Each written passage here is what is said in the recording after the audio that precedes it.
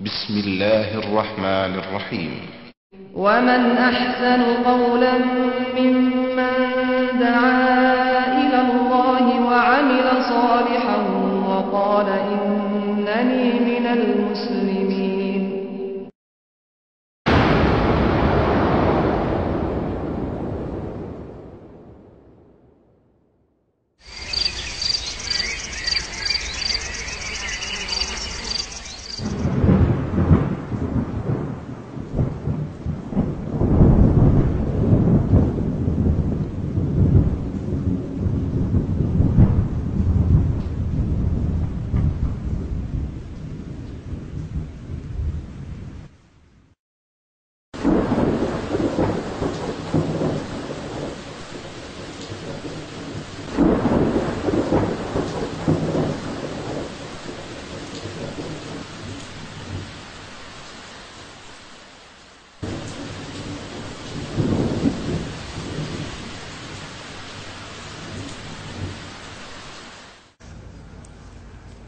السلام عليكم ورحمة الله وبركاته.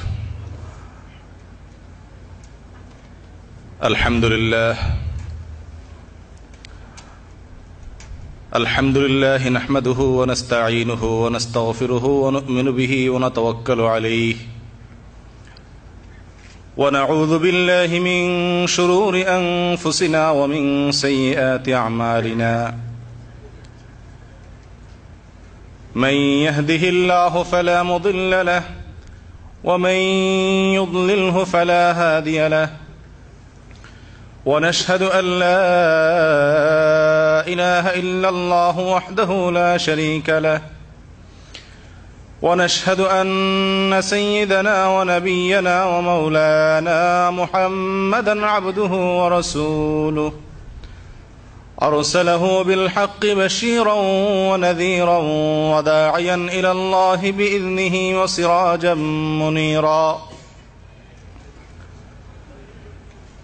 أما بعد فقد قال الله تبارك وتعالى في كلامه المجيد وفرقانه الحميد: ألم تر أن الله أنزل من السماء ماء فسلكه ينابيع في الأرض ثم يخرج به زرعا مختلفا ألوانه ثم يهيج فتراه مصفرا ثم يجعله حطاما إن في ذلك لذكرى لأولي الألباب.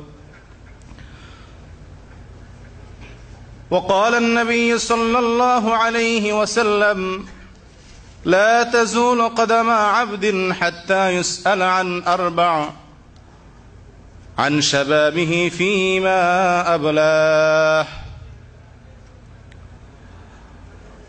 وعن ابن عباس رضي الله عنه عن النبي صلى الله عليه وسلم أنه قال: قال رسول الله صلى الله عليه وسلم وهو يعظ لرجل: اغتنم خمسا قبل خمس، شبابك قبل هرمك، وصحتك قبل سقمك، وغناءك قبل فقرك، وفراغك قبل شغلك، وحياتك قبل موتك. সম্মানিত আজকের Jubail Islamic সেন্টারের পক্ষ থেকে আয়োজিত বাৎসরিক এই মহাসম্মেলনের সম্মানিত সভাপতি মহতারাম আয়োজকবৃন্দ, আমাদের সম্মানিত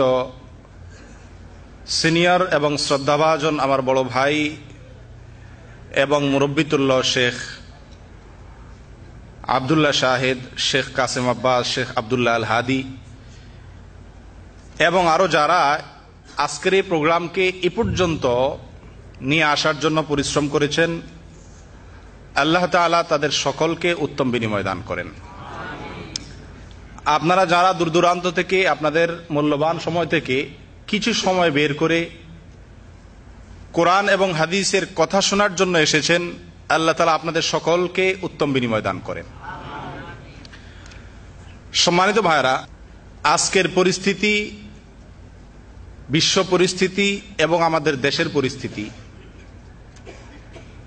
আমার মনে হয় আমাদের কারোরই অজানা নয়। অবাধ সংবাদ প্রবাহের এই যুগে আমরা সকলেই কমবেশ পরিস্থিতি সম্পর্কে অবগত আছি।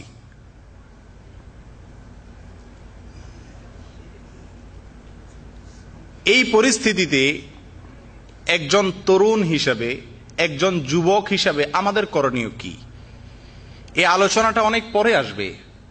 তার আগে যে কথাটি আমাদের আসবে সেটা হলো তরুণ এবং যুবকদের ভূমিকা সমাজ পরিবর্তনে, সমাজের অন্যায় প্রতিরোধে কতটুকু। কোরআন এবং হাদিসের দৃষ্টিতে যুবকদের গুরুত্ব কতখানি একটি সমাজ সংস্কারের জন্য, একটি সমাজকে সংশোধনের জন্য। আর যুবকদের বিষয়টি এজন্য আসছে যে আমরা যারা এখানে আছি ম্যাক্সিমাম মানুষ আমরা যুবক। যুবকের সংজ্ঞার আওতায় আমরা বেশিরভাগ মানুষ পড়ে যাব। সেজন্য যুবকদের বিষয়ে কিছু কথা না বললেই নয়। সর্বপ্রথম কোরআনে কারীমের একটি আয়াত, সূরা জুমার আয়াত নম্বর 21 আমি তেলাওয়াত করেছি, এটার বাংলা অর্থটা করে দিই। আল্লাহ তাআলা বলেন, আলাম তারা আন্নাল্লাহ আনজালা মিনাস সামাই মাআ। হে রাসূল, আপনি কি দেখেননি যে আল্লাহ আসমান থেকে পানি অবতরণ করেছেন? আল্লাহ তাআলা আসমান থেকে পানি নাজিল করেছেন। ফাসালাকাহু ইয়ানাবিআ ফিল আরদ, অথবা আসমান থেকে অবতীর্ণ সেই পানিকে, সে বৃষ্টির পানিকে আল্লাহ তাআলা দুনিয়াতে প্রসবন এবং নহর হিসাবে এটাকে জারি করেছেন, সঞ্চালন করেছেন নদী এবং নালায়, খালে, বিলে বিভিন্নভাবে। সুম্মা ইউখরিজু বিহি যারআ, এরপরে সেই পানি থেকে আল্লাহ তাআলা ফসল উৎপন্ন করেন। মুখতালিফান আলওয়ানুহু, ফসলগুলোর রং ভিন্ন ভিন্ন হয়। শুধু রং ভিন্ন হয় তা নয়, স্বাদও ভিন্ন হয়। এই ভিন্ন ভিন্ন রঙের, ভিন্ন ভিন্ন স্বাদের ফসল আসমান থেকে নাজিল হওয়া সেই একই পানি থেকে আল্লাহ তাআলা তৈরি করেন। এখানে আল্লাহ তাআলার বিশাল এক কুদরতের নিদর্শনের দিকে আল্লাহ তাআলা ইঙ্গিত করেছেন। আসমান থেকে আল্লাহ তাআলা যে পানি নাজিল করেন সেটা একই ধরনের, কিন্তু সেই পানি থেকে, সে পানির ফলে যে ফসলটা উৎপন্ন হয়, এ ফসলটার কালার ভিন্ন ভিন্ন। যে ফলগুলো বের হয়ে আসে এগুলোর রং ভিন্ন ভিন্ন, স্বাদ ভিন্ন ভিন্ন। যুক্তির দাবি তো ছিল এই, যেহেতু একই পানি আসমান থেকে নাজিল হচ্ছে, একই জমিতে পড়তেছে, তো সব ফল একরকম হওয়ার কথা, কালারও একরকম হওয়ার কথা, স্বাদও একরকম হওয়ার কথা, কিন্তু সব ব্যতিক্রম। যেটা একেবারে কাঁচা সে ফলটি ধীরে ধীরে পাকতেছে, আর যেটা পেকে গেছে ইতিমধ্যে সেটা যত দিন যাচ্ছে ধীরে ধীরে ওইটা পচনের দিকে যাচ্ছে। সুম্মা ইয়াহিজ, আসমান থেকে নাজিল হওয়া পানি থেকে ফসল হয়। ফসল হওয়ার পরে আল্লাহ বলেন এরপর এটা সবুজ শ্যামল হয়ে যায়। আমাদের ধান প্রধান এলাকার দেশের মানুষ আমরা জানি, আমাদের দেশে ধান হয়। যখন ধানের গাছগুলো উঠতে শুরু করে কত সুন্দর এক দৃশ্য হয়। যে কোনো ফসল, যে কোনো গাছ, যে কোনো চারা বা বীজ বের হওয়ার পরে যে সবুজ শ্যামল একটা দৃশ্য বর্ণ হয়, অবর্ণনীয় একটি সৌন্দর্যের ভিতরে থাকে, ঠিক কিনা? সম্মানিত ভাইরা, আল্লাহ এই কথাই বলেন সুম্মা ইয়াহিজ, এরপর এটা সবুজ শ্যামল হয়ে যায়। ফাতারাহু মুসফাররা, এক পর্যায়ে এসে এই সবুজ শ্যামল ফসলগুলো, এগুলো হলুদ বর্ণের হয়ে যায়, অর্থাৎ এদের যৌবন শেষ হয়ে যায়। ধান ক্ষেতের কথাই বলি আমরা, কিছুদিন গেলে আস্তে আস্তে একটু হলুদ বর্ণ আসতে থাকে না? সুম্মা ইয়াজআলুহু হুতামা, একটা পর্যায়ে যে এটা শুধুমাত্র কাঠ এবং খড়ির কাজ দেয়, যখন শুকায় যায় ওইটাকে আর খেতে কেউ রাখে না, ওইটা জ্বালায়া জ্বালানি হিসেবে ব্যবহার করে। ইন্না ফি যালিকা লাযিকরা লিউলিল আলবাব, আল্লাহ বলেন এই যে আসমান থেকে পানি নাজিল হওয়া, সেখান থেকে ফসল উৎপন্ন করে, এটা উপমা দিলেন আল্লাহ তাআলা। এই উপমার মধ্যে আল্লাহ বলেন যাদের জ্ঞান আছে, যাদের বিবেক আছে, যাদেরকে আল্লাহ তাআলা জ্ঞানবান করে সৃষ্টি করেছেন, যাদের অন্তর্চক্ষু আছে তাদের জন্য এখানে শিক্ষণীয় বিষয় রয়েছে। কি শিক্ষণীয় বিষয় রয়েছে? এই আয়াতের আলোকে তাফসিরে ইবনে কাসির এবং তাফসিরে কুরতুবী এবং অন্যান্য তাফসিরের ভিতরে এই আয়াতের আলোকে মানুষের জীবনের ধারাবাহিকভাবে বেড়ে ওঠা সম্পর্কে আল্লাহ তাআলা আলোচনা করেছেন। সম্মানিত ভাইরা, যে কোনো মানুষের কাছে, সে মুসলমান হোক আর অমুসলমান হোক, সবচেয়ে দামি জিনিসটা কি? কে বলতে পারবেন? মানুষের জীবনে সবচেয়ে দামি জিনিসটা কি? একজন বলছেন যৌবনকাল। আর কোন বক্তব্য? ইমান। আমি তো বলছি মুসলিম অমুসলিম সবার কাছে, অমুসলিমের কাছে তো ইমান কোনো মূল্যই নেই। যৌবন, আরেকজন বলছেন বিবেক, আরেকজন বলছেন চরিত্র, আর কোন মতামত? জান প্রাণ। যাই হোক, উনি জান প্রাণ বলছেন, আরেকজন এদিকে জীবন বলছেন, কাছাকাছি আসছে। এই জিনিসটাই মানুষের জীবনের সবচেয়ে মূল্যবান সম্পদ। যৌবন টবন মূল্যবান, ঠিক আছে, সবচেয়ে মূল্যবান হলো কি? জীবন। আচ্ছা, কাউকে যদি বলা হয় তোমার যৌবন থাকবে না, তুমি এখন মারা যাবা যুবক অবস্থায়, বাঁচার জন্য যদি একটা অপশন দেওয়া হয় তুমি বেঁচে থাকতে পারো বুড়া হিসাবে, তো সে কি মৃত্যুকে গ্রহণ করবে নাকি আপনার বৃদ্ধ হিসাবে বেঁচে থাকে গ্রহণ করবে? যে বুড়া হইলেও বেঁচে থাকি তাই ভালো, ঠিক কিনা? অর্থাৎ মানুষ বেঁচে থাকতে চায় যেভাবেই হোক, ঠিক কিনা? মানুষের জীবনের সবচেয়ে দামি সম্পদ হলো জীবন। কারোর যদি হায়াত শেষ হয়ে যায়, নিশ্চিত সে জানতে পারলো এখন তার হায়াত শেষ, যেমন মৃত্যুদণ্ড হয়ে যায় অনেকের। এই মুহূর্তে যদি সে অনেক সম্পদের মালিক থাকে আর তাকে বলা হয় তুমি এই সম্পদটা দিলে আরো 5 বছর বাঁচতে পারবা, তো পৃথিবীর এমন কোন লোক আছে দিতে অস্বীকার করবে? সবাই বলবে তাই তো, এই টাকার বিনিময়ে যদি 5 বছর আরো হায়াত বাড়ানো যায় তো টাকা দিয়ে কি করবো? বেঁচে থাকতে পারলেই তো হয়। মানুষের জীবনের সবচেয়ে দামি সম্পদটা হলো কি? জীবন। মুসলিম বলেন অমুসলিম বলেন, সব ধর্মের মানুষের কাছে সবচেয়ে বড় জিনিসটা হলো বেঁচে থাকা, জীবন। এই জীবনের পুরাটাই দামি, একেবারে শিশুকাল থেকে বৃদ্ধকাল পর্যন্ত পুরাটাই মূল্যবান। এর ভিতরে কিছু একটা অংশ আছে যেটা মূল্য সবচেয়ে বেশি।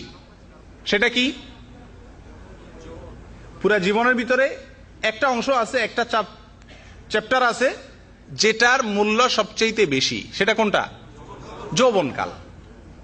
সম্মানিত ভাইয়ারা, এই যৌবনকাল আল্লাহ তাআলা সবচাইতে মূল্যবান একটা সম্পদ হিসেবে আমাদেরকে দান করেছেন। দুধ, এর ভিতরে যা আছে সবই ভালো, নাকি? দুধের ভিতরে অনেক কিছু আছে না? অনেক ধরনের খাদ্য শক্তি দুধের ভিতরে আছে, সবই ভালো। এর ভিতরে সবচেয়ে মূল্যবান উপাদানটার নাম হলো ক্রিম। দুধের মধ্য থেকে যে জিনিসটা বের করে আনে, অনেক জিনিস বের করে আনা যায়, তার ভিতরে সবচেয়ে মূল্যবান যে উপাদানটা বের করে আনা যায় ওটার নাম কি? ক্রিম। মানুষের জীবনের মধ্যে যৌবনকালটা হলো দুধের ভিতরে ক্রিমের মতো। এটা অনেক মূল্যবান, অনেক দামি। আল্লাহ তাআলা এই যৌবনকাল কাউকেই স্থায়ীভাবে দেন না, এটা আমরা সবাই জানি। যৌবনকাল স্থায়ীভাবে থাকে না। এই যৌবনকাল অত্যন্ত সীমিত সময়ের। কত বছর পর্যন্ত যৌবনকাল থাকে ভাই? আমরা যুবকের আওতায় পড়ি কিনা নিজের আগে এটা তো দেখতে হবে। কেউ 30 বলছেন, কেউ 40 বলছেন, আর কেউ 35। আর কোন মতামত? যৌবনকাল 50। আপনি তো পুরা জীবনে যুবক থাকতে চাচ্ছেন দেখা যাচ্ছে। জি জি ভাই, যৌবনকাল এটা 30 বছরে যৌবনকাল শেষ হয় না 40 বছরে যৌবনকাল শেষ হয়? 40-এর পক্ষে মতামত বেশি। আপনারা কি এর মধ্যে কোনো যুক্তি পরামর্শ করে নিছেন নাকি? জাযাকামুল্লাহ, সঠিক।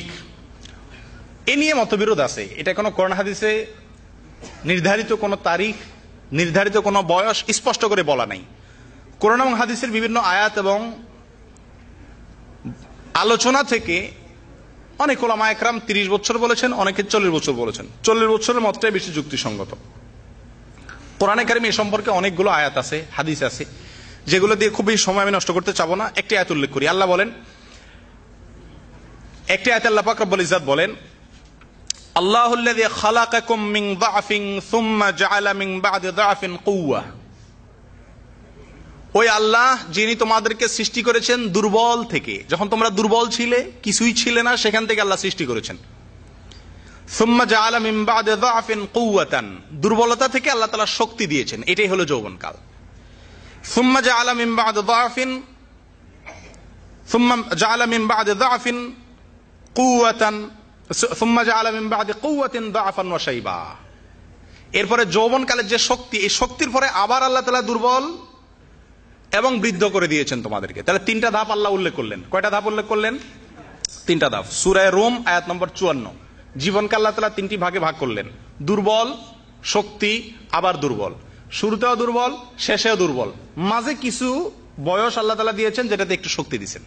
কথা বুঝেন নাই? ছোট শিশুকাল পুরোটাই দুর্বল না? বৃদ্ধকাল পুরোটাই দুর্বল। শিশুকালে মানুষ যেরকম নিরীহ হয়ে যায়, বৃদ্ধকালে একই রকম নিরীহ হয়ে যায়। মাঝখানে কিছু সময় আছে যেটাতে আল্লাহ তাআলা কি দিয়েছেন? শক্তি দিয়েছেন। এটাই হলো যৌবনকাল। এই সময়টা কতটুকু, এই সম্পর্কে আল্লাহ তাআলা সূরা আহকাফের আয়াত নম্বর 15-তে একটু ইঙ্গিত দিয়েছেন। আল্লাহ তাআলা বলেন, হাত্তা ইযা বালাগা আশুদ্দাহ ওয়া বালাগা 40 সানা, মানুষ যখন তার জীবনের আশুদ্ধে পৌঁছে যায়। আশুদ্ধ কি? তাফসীর ইবনে কাসীর এবং তাফসীর কুরতুবী উভয় তাফসীরের ভিতরে আশুদ্ধের ব্যাখ্যা লিখছে কুওয়াহ ওয়া শাবাব, যৌবনকাল এবং শক্তি। মানুষের শক্তি যখন চূড়ান্ত পর্যায়ে পৌঁছে যায় এবং 40 বছরে উপনীত হয়, তাহলে আল্লাহর কথা থেকে বোঝা গেল যৌবনকাল এবং শক্তির চূড়ান্ত মাপকাঠি হলো 40 বছর। সূরা আহকাফ আয়াত নম্বর 15। সম্মানিত ভাইরা, শাবাব আরবি শব্দ। এই শব্দের আবিধানিক অর্থ আমরা যুবক বা তরুণ বলি। অ্যাকচুয়ালি এটার আবিধানিক অর্থ বের হয়ে আসে দুটি জিনিস, এক হলো বৃদ্ধিশীলতা, আর একটা হলো শক্তি। আন্নামা ওয়াল কুওয়া, বৃদ্ধিশীলতা এবং শক্তিকে বলা হয় শাবাব বা যৌবন। এই বৃদ্ধিশীল হতে হতে মানুষের জীবনে একটা পর্যায়ে বৃদ্ধির শেষ হয়ে যায়, এটা হলো 40। 40-এর পর আর বৃদ্ধি হয় না, এরপর কমতে থাকে। অতএব 40 বছর পর্যন্ত এটাকে কি বলা যায়? তারুণ্য বা যৌবনকাল বলা যায়। সম্মানিত ভাইরা, মানুষের জীবনের এই যে ধাপ, শৈশব, কৈশোর, যৌবন, বার্ধক্য, এরপরে মৃত্যু, এর ভিতরে আল্লাহ পাক রব্বুল ইজ্জতের একটি কুদরত রয়ে গেছে, যেটা সূরা জুমারের 21 নম্বর আয়াতে আল্লাহ তাআলা আলোচনা করেছেন। আমরা বলেছি আপনাদেরকে, আপনারা দেখেন ফসল আদি প্রথমে কিছুই থাকে না, এরপর যখন একটা বীজ লাগানো হয়, ধান কথাই বলি আমরা, যেহেতু ধান সবচেয়ে বেশি দেখছি, যখন ওটার বীজটা বের হয়ে আসে একেবারে দুর্বল থাকে না, একদম লিকলিকে, কোন রকম বাতাসেই পড়ে যাবে এমন একটা অবস্থা থাকে, কিন্তু দেখতে কত সুন্দর লাগে বলেন? খুব চমৎকার লাগে না যখন নতুন চারাটা বের হয়? আরো কিছুদিন যখন যায় সেটা আরো বের হতে থাকে, আর একটু সৌন্দর্য বাড়ে তার ভিতরে, ঠিক না? এই যে বের হয়েছে ওইটা হলো মানুষের শৈশব। আল্লাহ তাআলা এখানে ওটার সঙ্গে মানুষের জীবনের তুলনা করেছেন বলে তাফসীরবিদরা বলেছেন। এই ফসলের সাথে ফসলের বেড়ে ওঠা আর মানুষের বেড়ে ওঠাকে আল্লাহ তাআলা তুলনা করেছেন, এবং এর ভিতরে শিক্ষা রয়েছে বলে বলেছেন। অর্থাৎ মানুষের জন্য শিক্ষণীয় বিষয় রয়েছে, মানুষ নিজের জীবনকে ওটার সাথে তুলনা করবে। চারা যখন বেড়ে উঠলো খুব সুন্দর দেখা গেল, এরপর আরেকটু যখন বড় হয় ধান গাছ, তখন ওইটা তারুণ্যে পৌঁছে যায়, তার যৌবনকাল হয়, হারা ভরা সবুজ শ্যামল, মাশাআল্লাহ একেবারে বাতাসে সহজে নোয়া ফেলবে এরকমও না, এটা শক্তি তার ভিতরে আসে, দেখতে তো সৌন্দর্য হয়, লাবণ্য চেহারার গাছের অন্যরকম থাকে না? এটা হলো সেম মানুষের যৌবনকালের মতো। এরপরে যখন আস্তে আস্তে আস্তে আস্তে তার রং পরিবর্তন হয়, ঠিক মানুষের যৌবন শেষ হয়ে 40-এর পরে বার্ধক্য যখন উপনীত হয়, ওই বয়সটা ফসলের যখন কালার পরিবর্তন হয়, আল্লাহর ভাষায় ফাতারাহু মুসফাররা, অতঃপর এটা হলুদ বর্ণ হয়ে যায়। ধান গাছ যখন হলুদ বর্ণ হয়ে যায়, যৌবন থাকে আর? একটু হলুদ হলুদ শুরু করে দিলে কিন্তু কি হয়ে যায়, মানুষের দাঁড়াই চুল সাদা হওয়ার মতো। কালার চেঞ্জ হওয়া মানে কি? বয়স আস্তে আস্তে শেষের দিকে যাওয়া। এরপরে কি হয়? এরপর আল্লাহ তাআলা বলেন ফসলের এরপরের পরিণতি হলো সুম্মা ইয়াজআলুহু হুতামা, এরপরে মানুষ সেটাকে কি করে? কাঠ খড়ি হিসেবে ব্যবহার করে। হলুদ হতে হতে যখন চরম পর্যায়ে চলে যায়, শুকায় যাওয়ার পরে ওইটাকে কাঠখড়ি হিসাবে, জ্বালানি হিসাবে ব্যবহার করা ছাড়া ওর আর কোনো কাজ থাকে না।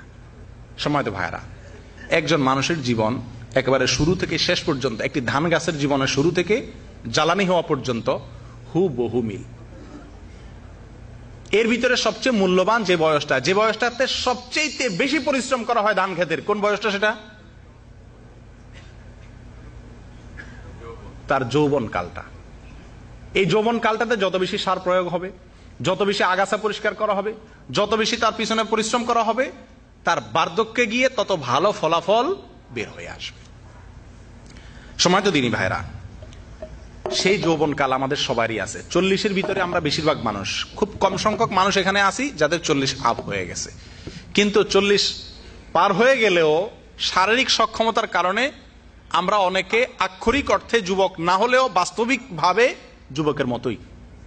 অতএব একজন যুবক হিসাবে আমাদের করণীয় ঠিক করতে হবে। তার আগে আরেকটু আমরা বলবো যুবকের গুরুত্ব কতটুকু। ভাই, যুবকের গুরুত্ব কতটুকু আমার মনে হয় এটা বোঝানোর খুব বেশি প্রয়োজন নাই, তারপর একটু আলোচনা করলে জিনিসটা আরো মাথায় আসবে। আমরা জানি বিভিন্ন কোম্পানি চাকরি দিলে আমাদের দেশে বিভিন্ন বিজ্ঞাপন থাকে চাকরির জন্য, না? এই চাকরির বিজ্ঞাপনগুলোতে, প্রায় সব বিজ্ঞাপনগুলোতে কয়েকটা নর্মাল কন্ডিশন থাকে। এর ভিতরে একটা হলো এত থেকে এতর ভিতরে বয়স হইতে হবে, নাকি? এই বয়সটা কি 40-এর পরের বয়সের লোক নেয়? বেশিরভাগ চাকরিতে চাবে যে 20 থেকে বা 25 থেকে 40 এর ভিতরে হইতে হবে। তার মানে কি যৌবনকালটা সবাই চায় না? আপনি যত চাকরিতে যাবেন এই বয়সটা সবাই খোঁজে। এটা ক্রিম, এটা লাইফের সবচেয়ে মূল্যবান সময়। যারা যৌবনকালে পরিশ্রম করে তাদের জন্য সব দেশের সরকার পেনশনের ব্যবস্থা রাখছেন। যৌবনকালে যদি ভালোভাবে চাকরি বাকরি করে, বুড়া হওয়ার পরে বসা বসায় খাওয়াবে সরকার, ঠিক না? কারণ যৌবনের কি করছে, সে ভালোভাবে কদর করছে। আল্লাহ তাআলা আমাদেরকে আমাদের যৌবনকালকে সেরকম কদর করার তৌফিক দান করেন। সম্মানিত ভাইয়েরা, কোরআন এবং হাদিসকে আমরা যদি দেখি তো দেখব কোরআন এবং হাদিসে যৌবনকালের গুরুত্ব সবচেয়ে বেশি দেওয়া হয়েছে। আল্লাহ তাআলা সবচেয়ে বেশি দিয়েছেন। কয়েকটি হাদিস আমি এক্ষেত্রে উল্লেখ করব। এর ভিতরে একটি হলো তিরমিজি শরীফের হাদিস, হাদিস নম্বর 2350। রাসূলুল্লাহ সাল্লাল্লাহু আলাইহি ওয়াসাল্লাম বলেন, লা তাজুলু কদামা আবদিন হাত্তা ইউসআল আন আরবা। কিয়ামতের ময়দানে কোন মানুষের পা নাড়াইতে পারবে না 4টি প্রশ্নের উত্তর দেওয়া ছাড়া। কয়টি প্রশ্নের উত্তর? আমরা অনেকেই হয়তো জানি। এর ভিতরে প্রথম প্রশ্নটা কি? আন হায়া আন শাবাবিহি ফিমা আবলাহ। এর ভিতরে অন্যতম সেরা প্রশ্ন হলো যৌবনকাল সম্পর্কে আল্লাহ জিজ্ঞাসা করবেন যে যৌবনকালটি কোন কাজে ব্যয় করা হলো। তাহলে মানুষের জীবনের যে 4টি প্রশ্নের উত্তর দেওয়া ছাড়া কিয়ামতের ময়দানে কেউ নড়তে পারবে না, সেই 4টি প্রশ্নের অন্যতম প্রশ্ন হলো কি? যৌবনকাল। এই যৌবনকাল কি কাজে ব্যয় করা হলো এই সম্পর্কে আল্লাহ জিজ্ঞাসাবাদ করবেন। আব্দুল্লাহ আব্বাস রাদিয়াল্লাহু তাআলা আনহু বলেন যে রাসূল আকরাম সাল্লাল্লাহু আলাইহি সাল্লাম কোন এক সাহাবীকে একদিন নসিহত করতেছিলেন। নসিহত করতে গিয়ে বলেন, ইগতানিম খামসান ক্বাবলা খামস। তুমি 5টি বিষয়ের আগে 5টি বিষয়কে মূল্যায়ন করো, কদর করো। এর ভিতরে একটা হলো শাবাবাকা ক্বাবলা হারামিক। তোমার বার্ধক্য আসার আগে যৌবনকে কদর করিও। বার্ধক্য আসার আগে যৌবনকে কদর করিও। সম্মানিত ভাইয়েরা, অর্থাৎ বার্ধক্য আসার পরে আফসোস সবাই করবে, এটা জানা কথা। বুড়া হয়ে গেলে যৌবনকালের জন্য সবাই কি করবে? আফসোস করবে। রাসূল আকরাম সাল্লাল্লাহু আলাইহি সাল্লাম সাবধান করেছেন, তখন আফসোস করে তো কাজ হবে না, তার আগেই তোমার যৌবনকালকে তুমি কি করিও? কদর করিও। আরেকটা হাদিস বলে আমি সামনে যাচ্ছি। হাদিসটা আমাদের অনেকেরই জানা। সহিহুত তারগীব এবং তারহিব এর ভিতরে 3355 নম্বরের অধীনে হাদিসটা এসেছে এবং মুস্তাদরাকে হাকিম এর ভিতরে আসে 7846 নম্বর হাদিসের অধীনে। রাসূল আকরাম সাল্লাল্লাহু আলাইহি সাল্লাম বলেছেন, আবু রাদিয়াল্লাহু আনহু থেকে বর্ণিত, একই হাদিস বুখারী এবং মুসলিমও আছে, সাবআতুন ইউযিল্লুহুমুল্লাহ ফি যিল্লিহি ইয়াওমা লা যিল্লা ইল্লা যিল্লুহ। 7 ব্যক্তিকে আল্লাহ তাআলা কিয়ামতের ময়দানে আরশের নিচে ছায়া দিবেন, যেদিন আল্লাহর ছায়া ছাড়া কারো ছায়া থাকবে না। এই 7 ব্যক্তির ভিতরে এক ব্যক্তি হলো কে? শাবুন নাশা ফি ইবাদাতিল্লাহ। ওই যুবক, যে যুবক আল্লাহর ইবাদতে বেড়ে উঠেছে, আল্লাহর ইবাদত করতে করতে যৌবনকাল পার করছে, এই যুবককে আল্লাহ তাআলা আরশের নিচে কি দিবেন? ছায়া দিবেন। আল্লাহ তাআলা আমাদেরকে সেরকম যুবক হওয়ার তৌফিক নসিব করেন। সম্মানিত ভাইয়ারা, কোরআন এবং হাদিসে যৌবনকালের গুরুত্ব কতটুকু সেটা মোটামুটি আমরা আঁচ করতে পেরেছি 3টি হাদিসের আলোকে। আরো দুটি আয়াতে প্রসঙ্গে আলোচনা করার মতো। সূরা ইউনূস আয়াত নম্বর 83। সূরা ইউনূস আয়াত নম্বর কত? 83। আল্লাহ তাআলা বলেন, ফামা আমানা লিমূসা ইল্লা যুররিয়াতুম মিন কওমিহি। মূসা আলাইহিস সালাতু ওয়াস সালামের উপরে ওনার প্রতি তার সম্প্রদায়ের কিছু যুবক ঈমান আনছিল শুধু। তার মানে তাওহীদের দাওয়াত, নবীদের দাওয়াত, হকের দাওয়াত, সত্যের দাওয়াত গ্রহণকারী হিসাবে আল্লাহ তাআলার ঘোষণা, আল্লাহ তাআলার সার্টিফাই হলো যুবকরাই আগায় আসছে। মূসা আলাইহিস সালামের যে সময়টা ছিল, আজকের যে প্রেক্ষাপট আমাদের দেশ এবং সারা বিশ্বের, তার সঙ্গে তুলনা করলে অনেকাংশে মিলে যাবে। আজকের যেই গণতন্ত্রের কুফরি শক্তি, এটাকেই দুনিয়ার অন্যতম সেরা একটি অঘোষিত ধর্মে প্রতিষ্ঠিত করার অপপ্রয়াস চালাচ্ছে, ঠিক একই চেষ্টা করেছিল ফিরআউন আজ থেকে হাজার হাজার বছর আগে।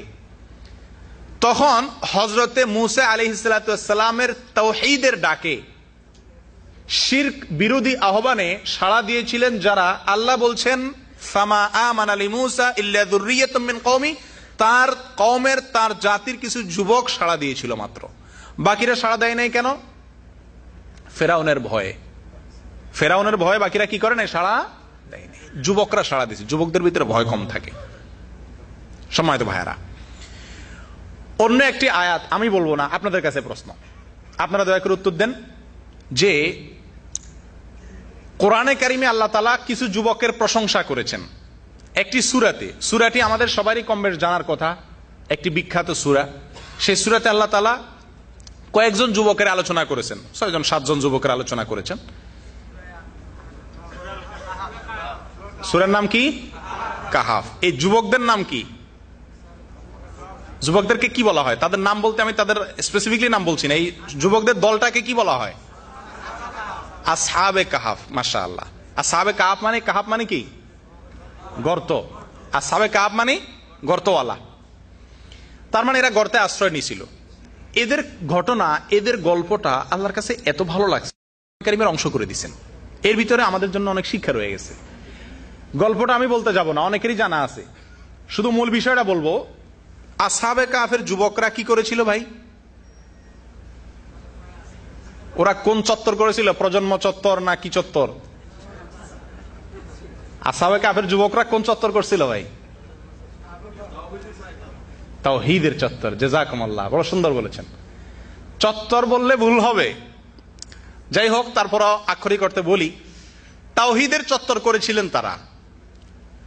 তখনকার বাদশাহ নিজেই আল-ইয়াযু বিল্লাহ আল্লাহর দাবি করেছেন, বলেন যে কার পূজা করবে? আমার পূজা করো সবাই। বাদশাহ তাকে গোলামি করার জন্য, তাকে সেজদা করার জন্য, তার ইবাদত করার জন্য জাতিকে আহ্বান করলো। এই আহ্বানে যারা সাড়া দিচ্ছিল না, তাদের উপরে জুলুম আসতে থাকলো। তখনকার এই অন্যায়ের জোয়ারে ভাসতে থাকলো গোটা জাতি। কয়েকজন যুবক, তাদের সংখ্যা আল্লাহ তাআলা কোরআনে আলোচনা করেননি। আব্দুল্লাহ ইবনে আব্বাস রাদিয়াল্লাহু তাআলা বলেছেন 7 জন, আরো বিভিন্ন মতামত আছে, ধরে নিলাম 7 জন। এই 7 জন যুবক গোটা দেশের, একটি জাতির মধ্য থেকে 7 জন যুবক বের হলেন। বের হয়ে চিন্তা করলেন, এখানে আমরা আমাদের ঈমান নিয়ে আমাদের আল্লাহর ইবাদত করা সম্ভব না, এখানে আল্লাহর সঙ্গে শিরক করতে হবে যদি থাকতে হয়।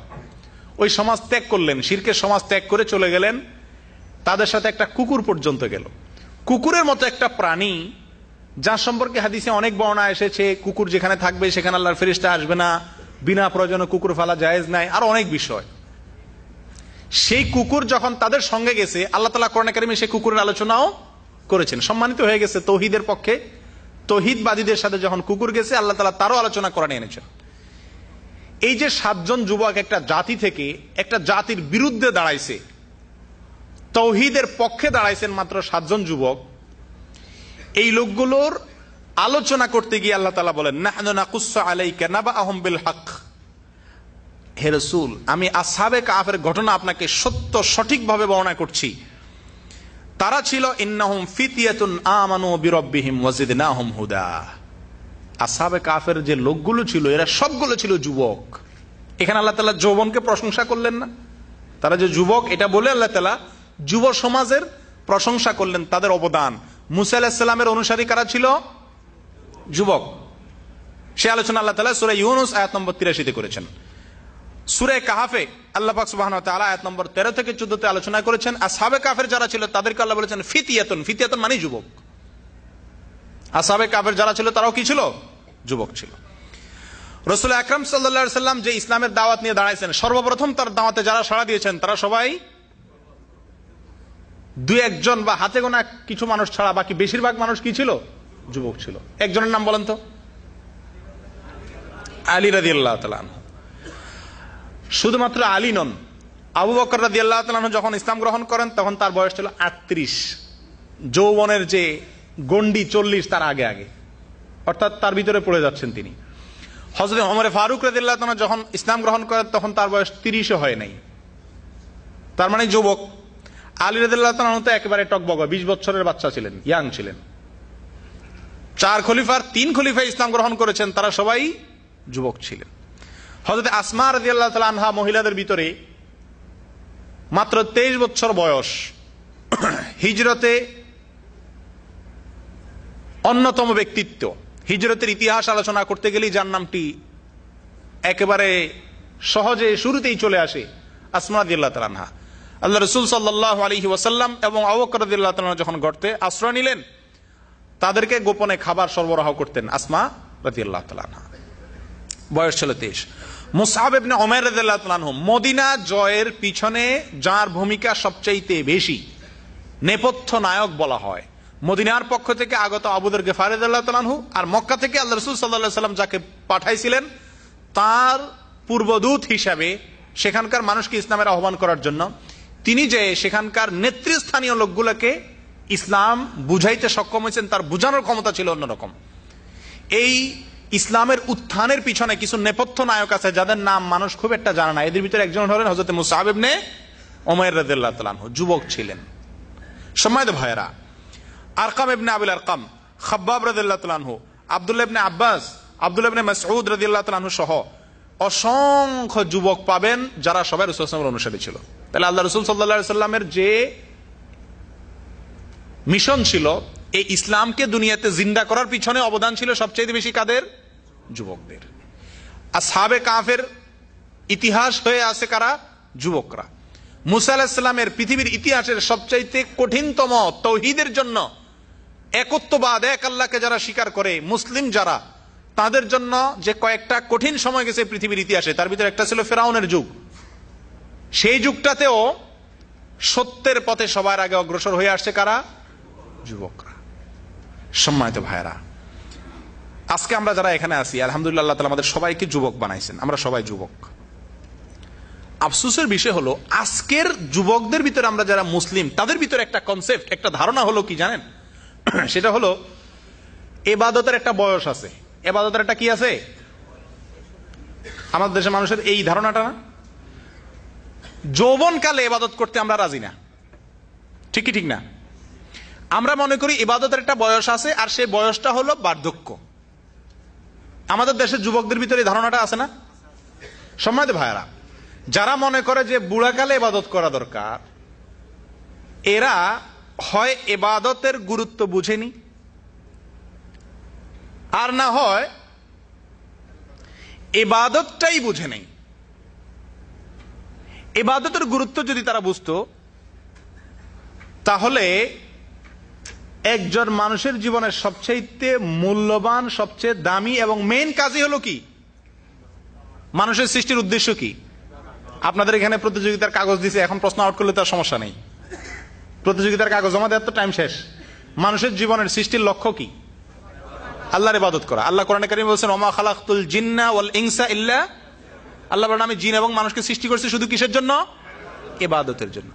যেটা জীবনের মূল লক্ষ্য, সেটার জন্য আজকের যুব সমাজকে যদি বলা হয়, তারা বলে যে আরো সময় আছে। এটা কি একটা দাঁড়ায় রাখার বয়স হলো? এটা এত নামাজ পড়ার বয়স হলো? হজের বয়স হয়েছে এখনো? ইবাদতের বয়স হিসাবে ওনারা ঠিক করে নেন জীবনের সবচাইতে গুরুত্বহীন, মূল্যহীন জীবনটাকে। ঠিক না?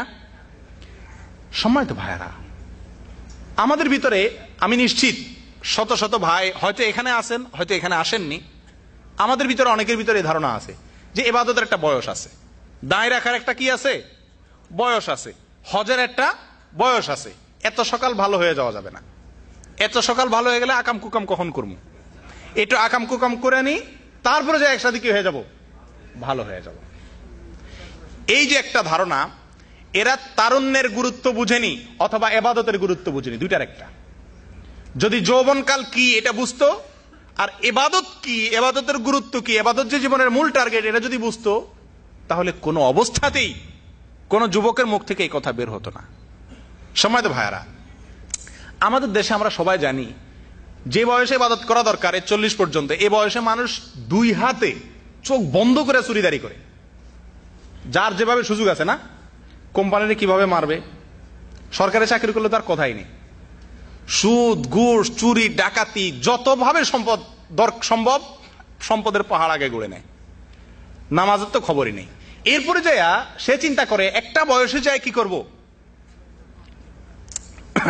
দেশে বেদাতি পন্থায় তবলিগে 3 চিল্লা দিয়ে দিব, অথবা মসজিদের সভাপতি সেক্রেটারি হয়ে যাব, মাদ্রাসা দান টান করে হাজি সাহেব হয়ে যাব, একটা হজ করে দেব, এটা দায়টাও রেখে দেবো, মেয়ে বিয়ে শাদীর বয়স হয়ে যাবে, তখন সবাই বলবে হাজি সাহেব হাজি সাহেব। ভিতরে যে আমি কি করে এ পর্যন্ত আসছি, ওই ব্যাকগ্রাউন্ড একমাত্র আল্লাহ জানে আর আমি জানি, মানুষ জানে না। মানুষ হাজি সাহেব বলে খুব মারহাবা দিবি। আসলে একটা সমস্যা হয়েছে কি, আমাদের দেশে সব কাজগুলো হয় 2 নম্বর পথে, কোনো কাজ লিগ্যাল পথে হয় না। ছোট্ট একটা কাজও করতে যান, সোজা পথে হবে না, পিছনের দুয়ার দিয়ে যান, মামু খালু ধরেন, টাকা দেন, তারপরে হয়, তাই না?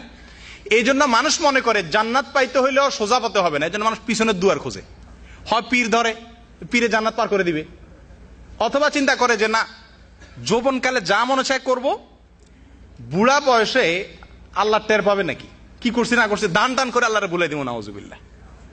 আমাদের আচরণ দ্বারা এটাই প্রমাণিত হয়। আমরা বলতে চাচ্ছি যে বৃদ্ধ বয়সে লক্ষ লক্ষ টাকা দান করবো, হাজি সাহেব মারহাবা বলবে, ইমাম সাহেব সবাই খুশি মারহাবা দিবে, খুশি হবে সবাই।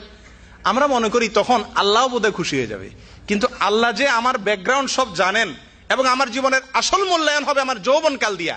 আল্লাহ জিজ্ঞাসা করবেন না পুরা জীবন সম্পর্কে, আল্লাহ জিজ্ঞাসা করবেন, স্পেশালি আল্লাহ বার্ধক্য সম্পর্কে জিজ্ঞাসা করবেন না, বুড়াকালে তুমি কি করছো। ফার্মের মুরগি চিনেন ভাই, আপনাদের এখানে আছে কিনা জানেন, আমার দাম্মামে আছে, ওই ডিম পাড়া মুরগি যেগুলো ডিম পাড়া শেষ হয়ে যায়, রিজেক্টেড হয়ে যায়, এগুলো পিস 10 রিয়াল করে পাওয়া যায়। আমি একবার একটা নিছি, প্রায় 8-10 কেজিও হয়। আপনাদের এখানে আছে কিনা জানি না, দাম্মামে আছে, বড় মুরগি রিজেক্টেড, বুড়া হয়ে গেছে, এখন ওটা পিস 10 রিয়াল, 5-7 কেজি 10 কেজি গোস্ত হয়। বুড়াকালে যারা ইবাদত করে আল্লাহকে খুশি করতে চান, এদের উপমা হলো এই ফার্মের মুরগির মতো। কথাটা শুনতে খারাপ শোনা গেলেও বাস্তব না অবাস্তব? আপনি আপনার জীবনের শেষ বয়সটা বরাদ্দ করে রাখছেন আল্লাহর জন্য, আবার মুখে বলতেছেন আল্লাহ আমানতু বিল্লাহ, আল্লাহ আপনার প্রতি ঈমান আনলাম, আখিরাতও বিশ্বাস করলাম, মুখে বলতেছেন সবই বিশ্বাস করতেছেন, আর জীবনের সবচেয়ে মূল্যহীন জীবনটা, যে জীবনকে কেউ নিবে না, কোথাও 10 টাকা বেতনে কেউ চাকরি দিতে রাজি না, যে জীবনের কোনো মূল্য নাই, রিজেক্টেড ফার্মের মুরগির দরে যে জীবনের মূল্য বিক্রি হয়, সেই মূল্যটি আল্লাহ রাব্বুল ইজ্জাতের জন্য বরাদ্দ করে রাখছেন, সেই জীবনটি আল্লাহর গোলামের জন্য বরাদ্দ করে রাখছেন। আর মনে করছেন পুরা যৌবনকাল চুরি দাড়ি ডাকাতি মিথ্যা শেষরামি, রাত ভরে ফিল্ম দেখে ঘুমাবো, ফজর পড়বো না, বুড়া বয়সে যাই এমন কিছু করব মসজিদ থেকে আর বেরই হবো না। ভাই বুড়া বয়সে তো মসজিদ ছাড়ার উপায় নেই আমাদের দেশে, কারণ হলো বুড়ি মারা যায় বেশিরভাগ আগেই, আর যখন বুড়ি মারা যায় তখন বাসায় আপনার কোনো খাওয়াই নেই, কারণ ছেলের বউ এবং ছেলে মেয়ে নিয়ে আমোদ করতেছে, মেয়ে তার স্বামী সংসার নিয়ে আমোদ করতেছে, আপনার কোনো পাত্তাই নাই বাসায়। বরং বুড়িও যদি থাকে তো আসলে এক ধমক যাইতে আরেক ধমক দিবে, তখন তার উপায়ও নাই, শেষ পর্যন্ত মসজিদে আইসা লম্বা তসবিহ একটা নিয়ে ঠক ঠক ঠক ঠক বসে। কথা ঠিক কি ঠিক না? সম্মানিত ভাইরা, এখনো আমাদের সে বয়স আছে। আল্লাহ তাআলা আমাদেরকে যৌবনকে কদর করার তৌফিক দান করেন। মনে রাখবেন, শেষ বয়সে ইবাদত করে আল্লাহকে খুশি করার চিন্তা করা ভ্রান্ত চিন্তা। দুনিয়ার মানুষকে লেপসেপ দিয়ে বুঝ দেওয়া যায়, আল্লাহকে বুঝ দেওয়া যায় না। আল্লাহ আপনাকে বার্ধক্য সম্পর্কে জিজ্ঞাসাবাদ করবেন না। আল্লাহ 4টি প্রশ্ন কিয়ামতের ময়দানে দেওয়ার আগে কাউকে নড়তে দিবেন না। এর ভিতরে একটা হলো যৌবনকাল কি করছো সেটা বলো, বুড়া কি করছো, 10 বস্তা সিমেন্ট দিছো, 200 টাকা দিছো, 10 লক্ষ টাকা দিছো, এটা আমি শুনতে চাই না। যৌবনকাল কি করছো স্পেশালি তার উত্তর দাও, তারপরে সামনে আগাও। সম্মানিত ভাইরা, ছোট্ট একটা কার্টুন আজ থেকে বহু বছর আগে একটা বিদেশি পত্রিকাতে এক সাংবাদিক প্রকাশ করছিল। কার্টুনটা হলো এই, একজন বুড়া লোক, একজন যুবক এক বৃদ্ধ লোককে দেখছে যাচ্ছে। তো সাধারণত বয়স বেশি হয়ে গেলে, হ্যাংলা পাতলা হইলে কুজা হয়ে যায় না, হাতে লাঠি এবং বুড়া হয়ে গেছে কুজা। তো যুবক তিরস্কার করে টিটকারি করে বলতেছে, চাচা এই কামান কত দিয়া কিনলেন? মানে বুড়ার বাঁকা শরীর আর লাঠি, পুরা চিত্রটাকে ছবি তুললে এটা তীরের মতো, কামানের মতো হয়ে যাবে না? তো যুবক বলতেছে, চাচা মিয়া এই কামান কত দিয়া কিনলেন? টিটকারি করতেছে। চাচাকে, বাবা দাঁড়াও দাঁড়াও দাঁড়াও, তোমার সাথে কথা আছে আমার। বুড়া বড় একটা নিঃশ্বাস ফালায় বলতেছেন, বাবা এই কামান কত দিয়া কিনছি তোমার জানতে মনে চাইছে? তোমার জানা দরকার আছে, তোমারই জানা দরকার, তুমি যুবক, তো শোনো এটা কত মূল্যে কিনছি আমি। বাবা এটা একটি পয়সা দিয়েও কিনতে হয় নাই, বিনা পয়সায় পাইয়া যাবা, একটু অপেক্ষা করো। বিনা পয়সায় তুমিও কি এই কামান পাইয়া যাবা, একটু অপেক্ষা করো। যুবকের জন্য শিক্ষা আছে কিনা এর ভিতরে? সম্মানিত ভাইরা, সে জীবন চলে যাচ্ছে আমাদের, সে জীবন গত হয়ে যাচ্ছে, আসছে সামনে বার্ধক্য। যে জীবনে ইবাদত করতে চাইলেও পারবেন না, অজু রাখতে চাইলেও পারবেন না, অজু আছে কিনা 10 বার সন্দেহ হবে, দাঁড়াতে পারবেন না, বসতে পারবেন না, শুলে উঠতে পারবেন না, বসলে উঠতে পারবেন না, এমন এক পরিস্থিতি আসবে। তার আগেই ইবাদত করা দরকার কি দরকার না ভাই? আল্লাহ তাআলা আমাদেরকে মূল্যবান যৌবনকে কদর করার তৌফিক দান করেন। সম্মানিত ভাইয়েরা, রাসূল আকরাম সাল্লাল্লাহু আলাইহি সাল্লাম যুবকদেরকে আলাদা কেয়ার করতেন, তাদের প্রতি আলাদা গুরুত্ব দিতেন, যুবকদেরকে আলাদা ওসিয়ত করতেন, ভিন্ন ভিন্ন ওসিয়ত করতেন। হযরতে মুআয ইবনে জাবাল রাদিয়াল্লাহু তাআলা আনহুকে যখন ইয়েমানে কাদি করে পাঠান, তখন তাকে স্পেশাল ওসিয়ত করেছিলেন। আরো বিভিন্ন সাহাবী যারা ওসিয়ত শুনতে চেয়েছিলেন রাসূল আকরাম সাল্লাল্লাহু আলাইহি সাল্লামের কাছে, তাদেরকে ওসিয়ত করেছেন।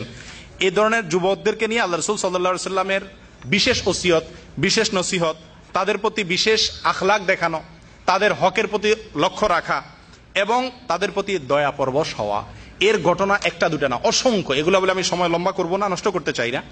আমি আজকের যুবক হিসাবে বা আমাদের যে মধ্য বয়সটা চলতেছে এটা নিয়ে আমি আলোচনা করব।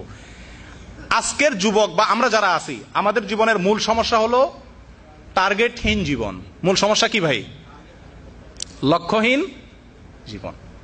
লক্ষ্যহীন জীবন এজন্য বললাম, আমরা বেশিরভাগ মানুষ চলতেছি কিভাবে? কোন রকম জীবনটা পার হচ্ছে, খাচ্ছি, বড় হচ্ছি, শৈশব যাচ্ছে, কৈশোর যাচ্ছে, যৌবন আসছে, সেটাও যে বার্ধক্য আসছে, বিশেষ কোনো টার্গেট আমার জীবনে নাই। বিশেষ করে যুবকদের ভিতরে দেখা যায় টার্গেটহীন, লক্ষ্যহীন জীবন। একটা পশু যেরকম খেয়ে দিয়ে তার জীবন পার করে দেয়, আমরাও খাচ্ছি, কামাচ্ছি, খরচ করতেছি, যাচ্ছি। আমাদের কাজকর্ম দ্বারা প্রমাণ হয় না যে আমাদের জীবনের মূল টার্গেট হলো ইবাদত, আল্লাহর গোলামি করা। এটা বোঝা যায় না। কিছু মানুষের জীবনের টার্গেট আছে, ঠিক আছে, কিন্তু সেই টার্গেট গুলো হলো দুনিয়াবি টার্গেট। সৌদি আরব আসার পরে প্রথম টার্গেট কি থাকে? প্রবাসী যারা আছি আমরা, দেশ থেকে এখানে প্রথম ভিসা নিয়ে নতুন আসার পরে প্রথম টার্গেট কি থাকে? একটা টার্গেট তো ঠিক থাকে। কি থাকে? হজ করা বলে টার্গেট থাকে। মিথ্যা কথা। প্রথম টার্গেট থাকে ভিসার টাকা উঠানো, ঠিক কিনা? 3 লাখ, 4 লাখ, 5 লাখ, 7 লাখ টাকা যে ভিসার টাকা দিয়ে আসছে, এই টাকাটা উঠানো থাকে প্রথম টার্গেট। দ্বিতীয় টার্গেট কি থাকে বলেন? দ্বিতীয় টার্গেট হলো কিছু টাকা একসাথ করে একটা জমি কিনা। 3 নম্বর টার্গেট হলো সেখানে একটা বিল্ডিং উঠানো। 4 নম্বর টার্গেট হলো এরপর যদি কিছু টাকা জমে তাহলে একটা ব্যবসার জন্য কিছু ক্যাপিটাল তৈরি করা, কিছু পুঁজি খাড়া করা, ঠিক না?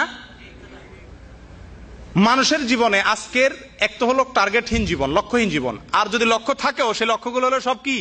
দুনিয়াবি লক্ষ্য, ঠিক কি ঠিক না? পরকালীন কোনো লক্ষ্য নাই। আমরা এখানে যারা আছি ম্যাক্সিমাম মানুষ, আমি নিশ্চিত বেশিরভাগ, হাতে গোনা কিছু মানুষ বাদে, আমরা ছোটবেলায় মক্তবে যে কয়টা সূরা মুখস্থ করছি, সূরা ফাতিহা সহ, এখনো পর্যন্ত 40-50 বছর বয়স হয়ে গেছে, ওই কয়টা সূরাই মুখস্থ আছে, যোগ হয় নাই। এই মানুষের সংখ্যা বেশি। দুনিয়ার ক্ষেত্রে যতটুকু ছিল তার থেকে অনেক বেশি হয়ে গেছে। একজনও পাবেন না যে তার জীবনের শুরুর দিকে যে অবস্থায় ছিলেন এখনো সেই অবস্থায় আছেন, এরকম কয়জন পাবেন আপনি? খুবই নগণ্য। কিন্তু দিনের বেলায় আসলে, ইসলামের বেলায় আসলে ছোটবেলা যা শিখছি ঠিক ওইটুকুই আছে, নতুন করে কোনো কিছু যোগ করিনি। সম্মানিত ভাইয়েরা, এটা হলো আমাদের লক্ষ্যহীন জীবনের ফল। এর পরিণতি কি হবে? ফার্মের মুরগি। ফার্মের মুরগি যে দরে বিক্রি হয়, ফার্মের মুরগিতে একটা দর পাইছে। যদি এই যৌবনকালকে এভাবে হেলায় নষ্ট করে দেন, তো আপনি কিয়ামতের ময়দানে আল্লাহর কাছে সেই দরটুকুও পাবেন না, উল্টা জাহান্নামে যেতে হবে। আল্লাহ তাআলা আমাদের হেফাজত করেন। সম্মানিত ভাইয়েরা, দ্বিতীয় যে সমস্যাটা সেটা হলো, একটা হলো লক্ষ্যহীন জীবন, এটা হলো একটা সমস্যা। অতএব লক্ষ্য ঠিক করেন। লক্ষ্য কি? একজন যুবক হিসাবে, একজন মানুষ হিসাবে দুনিয়ার ক্ষেত্রে যেরকম 20,000 টাকা উঠানো, জমি কিনা, বাড়ি করা, ব্যবসা করা, কয়েকটা ধাপ আপনি ঠিক করে ফেলান অটোমেটিক, এটা কেউ শিখিয়ে দিতে হয় না। একেবারে মূর্খ যে লোকটা আসে সেও কি এই ধাপগুলো, টার্গেটগুলো ঠিক করে। দিনের ক্ষেত্রে এরকম টার্গেট ঠিক করেন। আমি আজকে, আমার অনেকগুলো সমস্যা আছে জীবনে, লেখেন। একজন মুসলিম হিসাবে আমার দুর্বলতার কোনো শেষ নেই। আমি নামাজ আদায় করি না, আমি ইসলাম সম্পর্কে জানি না, আদায় করলেও নামাজ সঠিকভাবে করি না, বা সব ওয়াক্তগুলো সময় মতো করি না, আবার করলেও সঠিকভাবে 100% সহিভাবে আমার হচ্ছে কি হচ্ছে না সন্দেহ আছে। এরকম ইবাদতের যত দিক আছে সবগুলাকে একটা কাগজে লেখেন। আমি প্রায় সময় বিভিন্ন জায়গায় ভাইদেরকে বলি, লেখেন দয়া করে। কেউ আজ পর্যন্ত আমল করছেন কিনা জানি না। আপনি যদি নিজের জীবনে পরিবর্তন চান, একটা কাগজে লিস্ট করেন, নিজেরটা নিজে লেখেন। আমার সমস্যাগুলো কোথায়? 1 নম্বর সমস্যা, ইসলাম সম্পর্কে যতটুকু জানা দরকার ছিল, কোরআন এবং হাদিস পড়া দরকার ছিল, সেটা আমি করি নাই। 1। দ্বিতীয় সমস্যা, কথার কথা, ইসলামের সবচেয়ে গুরুত্বপূর্ণ বিষয় হলো ঈমান, সেই ঈমানের ইলম নাই। দ্বিতীয় বিষয় হলো নামাজ। এই নামাজের ক্ষেত্রে হয়তো আমি 5 ওয়াক্ত জামাতের সাথে সময় মতো আদায় করি না, 2 ওয়াক্ত করি, 1 ওয়াক্ত করি না, 3 ওয়াক্ত করি, 2 ওয়াক্ত করি না, এটাকে লেখা। অথবা নামাজ আমি 5 ওয়াক্ত পড়ি এবং জামাতের সাথেই পড়ি, কিন্তু সঠিকভাবে খুশু খুজুর সাথে কোরআন এবং সুন্নাহ অনুযায়ী পড়ি না, বাপদাদাকে দেখে আসছি সেভাবেই করে আসছি। লেখেন। নামাজের ভিতরে আরো যেসব দুর্বলতা আছে সেগুলো লেখেন। চিন্তা করেন, ভাবেন। নামাজের পরে যাকাতের অবস্থান। আমি সৌদি আরব আসছি, অনেকদিন টাকা কামাই করার পরে আলহামদুলিল্লাহ আমার প্রচুর পরিমাণ সম্পদ আল্লাহ তাআলা দিয়েছেন। সবারই কম বেশ আমরা যাকাতের পর্যায়ে চলে আসছি। যাকাত আমি দিচ্ছি কি দিচ্ছি না, হিসাব করে পাই পাই করে দিচ্ছি কি দিচ্ছি না, এই দুর্বলতা আমার আছে কিনা লেখেন। এভাবে আমার ব্যবহার বাবা মার সাথে, স্ত্রীর সাথে, পরিবার পরিজনের সাথে, প্রতিবেশীর সাথে আমার আখলাক ভালো কিনা লেখেন। 30টা 20টা 40টা আপনার সমস্যা চিহ্নিত করেন, কইরা কিচ্ছু করার দরকার নেই, শুধুমাত্র লেখা এটাকে রাখা দেন। মাঝে মধ্যে খুলে শুধু দেখেন যে আমার জীবনে এই সমস্যা। ইনশাআল্লাহ একদিন আপনার ভিতরে পরিবর্তনের স্পৃহা আসবে, চিন্তা আসবে যে আমাকে পরিবর্তন হতে হবে। সম্মানিত ভাইরা, এইটা গেল টার্গেটের কথা। যৌবনকালের আরেকটা বড় সমস্যা হলো নৈরাশ হয়ে যাওয়া। কি হয়ে যাওয়া ভাই? আমরা বেশিরভাগ যুবক ভাইদের চিন্তা হলো যে আল্লাহ বোধহয় আমার কি করবেন না, আমাকে মাফ করবেন না। আমি এত বছর নামাজ পড়ি নাই, এত বছর এত চুরিদারি করছি, এত হালাল হারামের বেপরোয়া ভাবে হারাম খাইছি, ভক্ষণ করছি, আমার বোধহয় আল্লাহ তাআলা কি করবেন না, মাফ করবেন না। এরকম একটা নৈরাশ্য ভাব মানুষের ভিতরে আসে, আর এটা শয়তান সৃষ্টি করে। আল্লাহ কোরআনে কারীমের ভিতরে বলেন, ওয়ালা ইয়াইআস মির রাউহিল্লাহ ইল্লাল কওমুল কাফিরুন। কাফেররা ছাড়া আর কেউ আল্লাহর রহমত থেকে কি হয় না, নিরাশ হয় না।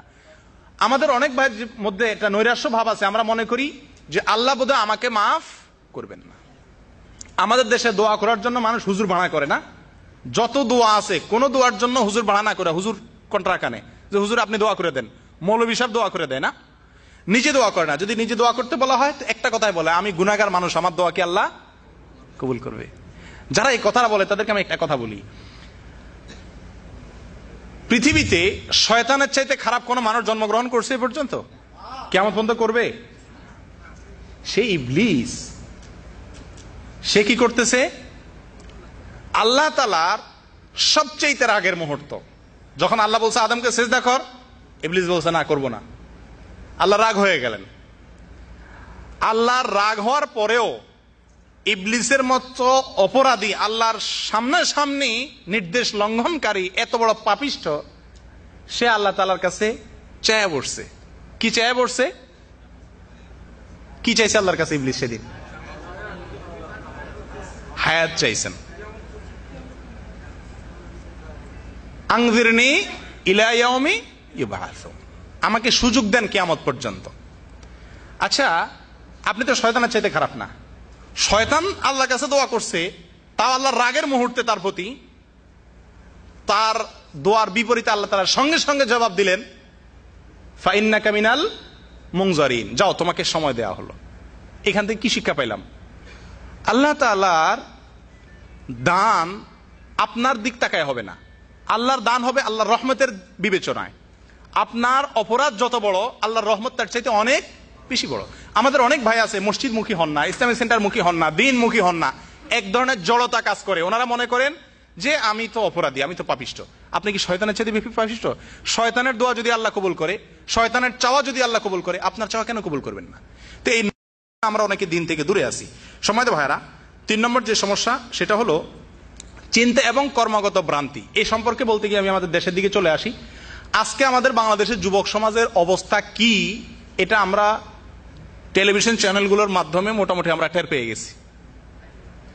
আজকের বাংলাদেশের যুবক সমাজ ইতিহাসের সবচাইতে বিভ্রান্তির একেবারে সর্বশেষ কিনারায় চলে গেছে। আজকে বাংলাদেশের যুবকদের মুখ থেকে যে সমস্ত কথা আমরা ইন্টারনেটে ওদের সঙ্গে কথোপকথনের সময়, চ্যাটিং এর সময় বিভিন্ন কথা ওদের কাছ থেকে যখন আমরা শুনি, ব্লগ সম্পর্কে আপনারা ইতিমধ্যে সারা দেশের আন্দোলনের কারণে আপনারা জেনে গেছেন যে ব্লগের মধ্যে যারা ব্লগিং করে এদের ভিতরে একটা বিশাল বড় গ্রুপ হয়ে গেছে, হাজার হাজার, একজন দুজন না, যারা শুধুমাত্র মুসলমান নামধারী, মুসলমানের ঘরে জন্মগ্রহণকারী, কিন্তু তারা ইসলাম থেকে শুধু বের হয়েছে তা না, ইসলামের বিরুদ্ধে তারা এমন এমন কথাবার্তা বলছে যেটা 1400 বছর আগে আবু জাহাল, আবু লাহাবরা, কোন কাফেরও এত জঘন্য ভাষায় ইসলামকে কটাক্ষ আজ পর্যন্ত করছে বলে আমাদের জানা নেই। এত নিকৃষ্ট, এত নোংরা ভাষায় রাসূল আকরাম সাল্লাল্লাহু আলাইহি সাল্লামকে গালিগালাজ, আল্লাহকে গালিগালাজ, কোরআন এবং সুন্নাহকে গালিগালাজ আমাদের আজকের যুবকরা বাংলাদেশে করছে, যেটা ইতিহাসে কোনোদিন কোন কাফের, কোন দেশের কাফেরদেরকে শোনা যায় নাই। সাম্প্রতিক কালে সালমান রুশদি, তসলিমা নাসরিনদের প্রেতাত্মা ঘরে ঘরে মুসলমানদের মধ্যে ছেয়ে গেছে। সম্মানিত ভাইরা, এই পরিস্থিতি কি আপনারা কিছুটা টের পাইছেন? এই পরিস্থিতি কোন পর্যায়ে চলে গেছে সে বিষয়ে আমি আপনাদেরকে বুঝাই বলতে পারবো না। কেন বুঝাই বলতে পারবো না? একটু আবেগী হওয়ার কারণে আমি এই সমস্ত কথা বলতে গেলে আমি নিজেকে ঠিক রাখতে পারি না। যেখানেই কথা বলতে গেছি আমি আর কথা সামনে বাড়াইতে পারিনি। ভিতর থেকে এক ধরনের জ্বালা এমন ভাবে উঠে আসে যে জ্বালার কারণে চোখের পানি তো দূরের কথা, মনে হয় চোখ দিয়ে রক্ত পড়বে। আপনারা যারা জানেন না তাদের জানার জন্য 2-3টি কথা না বললেই নয়। যে রাজীব মারা গেল কিছুদিন আগে, আমাদের সরকারের সর্বোচ্চ পর্যায় থেকে ঘোষণা দেওয়া হলো তাকে, সে হলো জাতীয় শহীদ। এই জাতীয় শহীদের কর্মকাণ্ড যারা নেট ইউজ করেন, এখানে অনেকেই আছেন আপনারা যারা ব্লগিং করেন, যারা ফেসবুক ইউজ করেন, তারা অনেকেই জেনে গেছেন ইতিমধ্যে ওনার কর্মকাণ্ড কি ছিল। উনি রাসূল আকরাম সাল্লাল্লাহু আলাইহি সাল্লামকে কখনো মুহাম্মদ নামে সম্বোধন করেন নাই। কাফেররা পর্যন্ত, আবু জাহাল, আবু লাহাবরা পর্যন্ত রাসূল আকরাম সাল্লাল্লাহু আলাইহি সাল্লামকে গালি দিত, মুহাম্মদ বলে গালি দিত, কিন্তু সে মুহাম্মদ শব্দটি উচ্চারণ করে নাই তার জীবনে কখনো। উনি সবসময় রাসূল আকরাম সাল্লাল্লাহু আলাইহি ওয়াসাল্লাম মুহাম্মদ নামটাকে ব্যঙ্গ করে বলতেন, হয় বলতো মহা উম্মাদ, আর নয় বলতো মুহাম্মক, আহাম্মক থেকে মুহাম্মক। হেরা গুহাকে আমার মুখ দিয়ে আসার মতো, আমি বলবো না, বলতে পারবো না, আমার দ্বারা সম্ভব না, কিসের সাথে তুলনা করছে। সম্মানিত ভাইয়ারা, আজকে যার ফাঁসি হয়ে গেছে সাইদি সাহেব, তার সম্পর্কে একটা লেখা লিখতে গিয়ে বলছে যে তার ফাঁসি রক্ষা করার জন্য যদি আল্লাহ নেমে আসে তারাও ধরে ফাঁসি দিয়ে দিবে। গত কয়েকদিন আগে একটা লেখা দেখলাম, ওই রাজীবেরই লেখা, যে রাতের বেলা যদি বাসায় কুকুর রাখেন তাহলে আপনার উপকারিতা আছে, চোরও আসতে পারবে না, মুহাম্মদও আসতে পারবে না কুকুর রাখলে। কুকুর রাখলে রহমতের ফেরেশতা আসে না, তো হাদিসটা তো ভালো করে বুঝে না, রহমতের ফেরেশতা না যায় মুহাম্মদের নাম উঠে দিস। এগুলো হলো মুখে উচ্চারণ করার মতো, আর উচ্চারণের অযোগ্য এরকম লেখা একটি দুটি নয়, হাজার হাজার। এরা হঠাৎ করে করছে তা না, দীর্ঘদিন থেকে করে আসতেছে, একজন তা না, হাজার হাজার করতেছে। এদের অনুসরণ করে, এদের পিছনে পড়ে আজকের বাংলাদেশের যুবক সমাজ ধ্বংসের শেষ কিনারা চলে গেছে। আমি স্পষ্ট ভাষায়, আপনাদের ভিতরে বহু মানুষ মনে কষ্ট পাবেন আমি জানি, অনেক মানুষ হয়তো আমাকে বলবেন যে আমি রাজনৈতিক কথা বলছি, কিন্তু আমি এই কথাগুলো না বললে আল্লাহর আসামিতে আমি কাঠগড়া হয়ে থাকবো, আসামি হয়ে থাকবো, আল্লাহর কাঠগড়াতে, আমাকে বলতেই হবে। বিধায় আপনারা যদি মনে কষ্ট পান, আস্তে, মসজিদে আমরা আওয়াজ না করি। না না না না, তাকবীর না, তাকবীর না, নিষেধ ভাই। মসজিদে কোনো নারায়ে তাকবীর না, এখানে শুধু শুনেন ভাই। এখানকার নারায়ে তাকবীরে বাংলাদেশ পরিবর্তন হবে না। যেটা করলে পরিবর্তন হবে সেটা করেন। আমার কথা বুঝতে পারছেন? নিজেরা, আমি সেটা শেষের দিকে এসে বলবো আমাদের কি করা উচিত, সেগুলা করেন, ইনশাআল্লাহ অবস্থার পরিবর্তন হবে। এখান থেকে নারায়ে তাকবীর দিলেই অবস্থার পরিবর্তন শুধু হবে না। সময় তো ভাইয়ারা, এই নাস্তিকরা যখন আল্লাহ রসুলকে নিয়ে এই ধরনের গালিগালাজ করছে, এগুলা দেশের সর্বোচ্চ পর্যায়ে পর্যন্ত সবার কাছে গেছে। কারণ পত্রপত্রিকা যখন প্রকাশ হয়েছে, সবাই এটা 16 কোটি মানুষের প্রত্যেকটা লোক এগুলা জানছে। এখন তাহলে সরকার জানে নাই? সেই সরকার তাকে জাতীয় শহীদ ঘোষণা করে। ভাই, শহীদ কে হবে না হবে এই সিদ্ধান্ত দেওয়ার কথা ওলামা একরামের। শহীদ কে, এটা তো 1 নম্বর কথা, তো এটা আল্লাহ ছাড়া কেউ জানেনি না। তারপরেও কোরআন এবং হাদিসের আলোকে শহীদের সংজ্ঞার ভিতরে কারা পড়ে না পড়ে, শহীদ এটা একটা কোরআনের শব্দ, ঠিক কিনা, হাদিসের একটা শব্দ। এটার ব্যবহার কারা করার কথা, সেটার ব্যবহার করতেছে এখন সুরুজ্জিন সেন, সেটা ব্যবহার করতেছে এখন তোফায়েল আহমদ, সেটা ব্যবহার করতেছে এখন সরকারের মন্ত্রীরা। তারা ফতুয়া দিচ্ছেন উনি শহীদ। আর রাসূল আকরাম সাল্লাল্লাহু আলাইহি সাল্লামের ভালোবাসায় ওনার অবমাননাকারীদের বিরুদ্ধে মুখে শান্তিপূর্ণ প্রতিবাদকারী ইমাম এবং আলেমদেরকে গুলি করে হত্যা করার পরে তাদের নাম হলো জঙ্গি, আর রাজীব হলো শহীদ।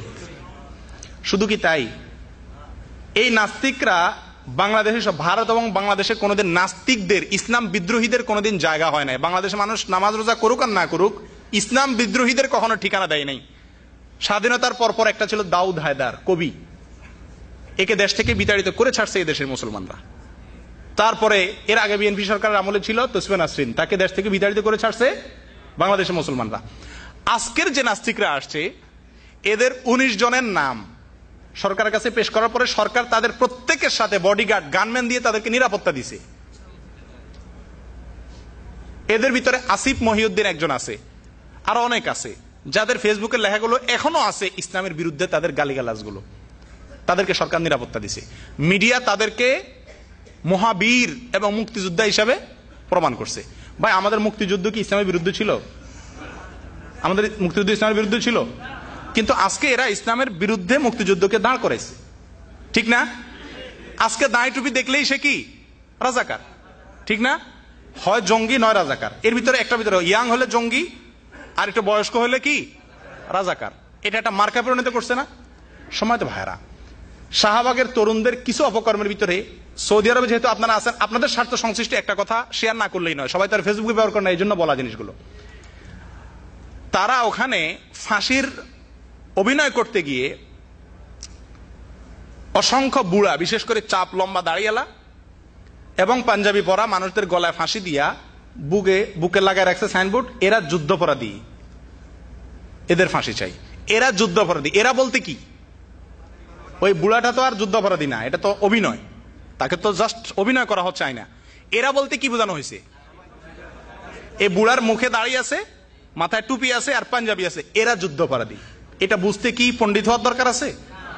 এরা বলতে তো এই বুড়া তো আর যুদ্ধাপরাধী না, ও তো তাদের লোক, অভিনয় করতেছে তারা।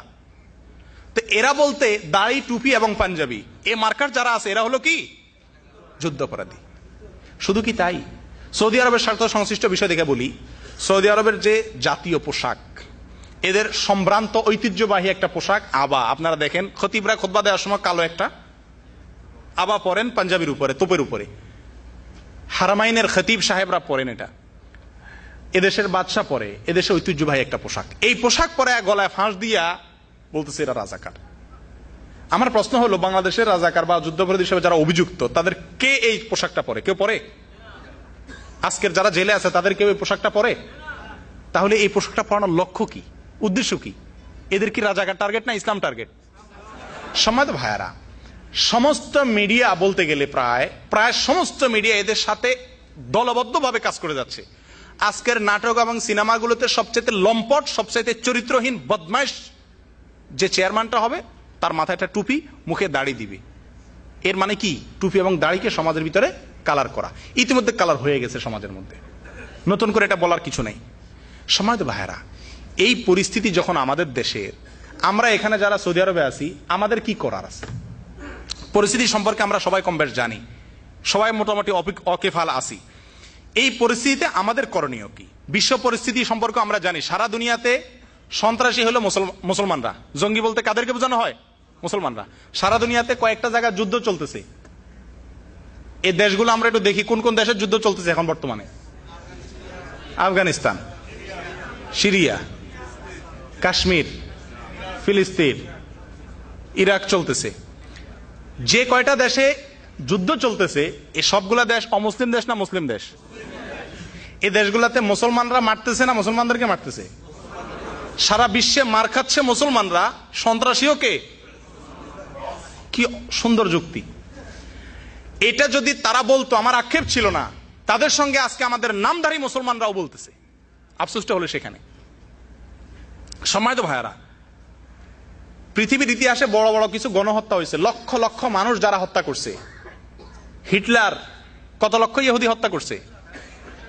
60 লক্ষ ইহুদি হত্যা করছে। এরকম বহু গণহত্যা পৃথিবীর ইতিহাসে হয়েছে। একটি গণহত্যা ইসলামের ইতিহাসে কোন শাসক, অনেক খারাপ শাসক ছিল ইসলামের ইতিহাসে, কিন্তু এরকম গণহত্যা ইতিহাসের যেগুলা কলঙ্কিত হয়ে আছে, এরকম একটি গণহত্যাও কোন মুসলমান শাসক করে নাই। ভারতবর্ষ মোগলরা শাসন করছে কত বছর?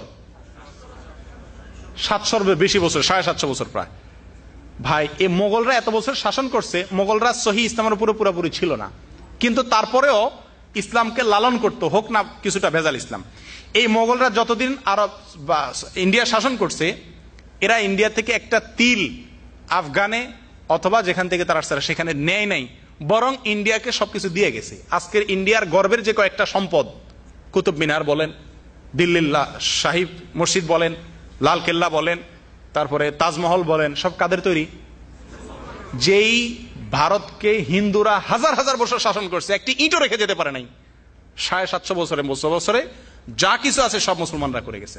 আল্লামা আবুল হাসান নদভী তার আল মুসলিমুনা ফিল হিন্দ নামক বইয়ের ভিতরে লিখছেন, ল্যাংড়াম যেটা আমাদের দেশে খাই, এর বীজটা আফগানিস্তান থেকে মোগল সম্রাটরা আনে দেশে। দেশকে ভালোবাসার শিক্ষা দীক্ষা ইসলাম মুসলমানদেরকে দিয়েছে। সম্মানিত ভাইয়েরা, সেই মুসলমানদেরকে আজকে যুদ্ধাপরাধী, তাদেরকে রাজাকার। কিছু মানুষ যুদ্ধাপরাধী নাই তা না, ইসলাম বিচারের পক্ষে, ন্যায় বিচারের পক্ষে। রাসূল আকরাম সাল্লাল্লাহু আলাইহি ওয়াসাল্লামের যুগে এক মহিলা চুরি করার পরে তার হাত কাটার নির্দেশ হবে। ওনার কাছে সাহাবা একরাম সুপারিশ করার চেষ্টা করেছিলেন যাতে মহিলাকে রেহাই দেওয়া হয়, মেয়ে মানুষ চুরি করে ফেলছে। রাসূল আকরাম সাল্লাল্লাহু আলাইহি ওয়াসাল্লাম রাগ হয়ে বললেন, মুহাম্মাদের মেয়ে ফাতেমাও যদি চুরি করে তারও হাত কাটা হবে। ইসলাম কি ন্যায় বিচারের পক্ষে না বিপক্ষে? বিচারের পক্ষে ইসলাম। অন্যায়কে প্রশ্রয় দেওয়ার পক্ষে ইসলাম না, কিন্তু বিচারের নামে নাটক করার পক্ষে ইসলাম না। বিচারের নামে দায় টুপিকে, ইসলামিক মূল্যবোধকে কালার পরার পক্ষে ইসলাম না। এগুলো ইসলামকে ধ্বংস করার নামান্তর। সম্মানিত ভাইয়েরা, বিশ্ব পরিস্থিতি হলো পুরা বিশ্বে মুসলমানরা মার খাচ্ছে, অথচ মুসলমানরাই কি সব সন্ত্রাসী। এবার আসলে আমাদের দেশের পরিস্থিতি, আমাদের দেশের মানুষকে আমি 3 ভাগে ভাগ করি। কয় ভাগে? নাম্বার 1, বেদিন। বেদিন বুঝেন কি? ধর্মের কোনো বালাই যাদের ভিতরে নাই, যারা ধর্ম নিয়ে মাথা ঘামান না, সোজা কথা। সংখ্যায় সবচাইতে এদের সংখ্যা বেশি, নামাজের চাইতে বেনামাজের সংখ্যা বেশি। ইসলামকে প্র্যাকটিস করে, ইসলাম অনুযায়ী চলে, এরকম মানুষের চাইতে ইসলাম অনুযায়ী চলে না, নামধারী মুসলমান শুধু, এরকম মানুষের সংখ্যা বেশি। এদেরকে নাম দিয়েছি আমি বেদিন, এরা দিন থেকে দূরে। দ্বিতীয় কিছু লোক আছে বদ্দিন। বদ্দিন মানে দিন অনুযায়ী চলে, কিন্তু দিন সঠিক দিনের উপরে নাই, ভেজালে ভরা, নামাজ পড়ে ভেজাল সহ। এদের সংখ্যা হলো দ্বিতীয়। 3 নম্বর কিছু লোক আছে সহি দিনের উপরে চলে, এদের সংখ্যা হলো সবচাইতে নগণ্য, সবচাইতে কম। তাহলে 3টা ভাগ হলো। এই 3টা ভাগের ভিতরে যারা বদ্দিন, যারা দিনকে পছন্দ করে না, দিনকে প্র্যাকটিস করতে চায় না, তাদের জীবনে দিনকে আনতে রাজি না, এই যে মানুষগুলো, এই মানুষগুলোর কিছু বক্তব্য আজকের সমাজে কুফরি এবং শিরকি কিছু বক্তব্য আমাদের মনে মস্তিষ্কে ঢুকে বসে আছে। এগুলো সম্পর্কে আমি সংক্ষেপে একটু টাচ দিয়ে দিতে চাই। 1 নম্বর, আজকের সমাজের রাজনৈতিক কারণে অনেক মুসলমান ভাইয়েরা দাবি করেন যে উনি ধর্ম নিরপেক্ষ, ধর্ম নিরপেক্ষ। ও ভাই, বেশ কিছুদিন আগে যখন ইরাক হামলা হয় তখন বুশ সাহেব একটা কথা বলছিলেন ওনার জীবনে, এই মিথ্যুকের জীবনে মনে হয় একটা সত্য কথা বলছে। সেটা হলো এই, উনি বলছিলেন যে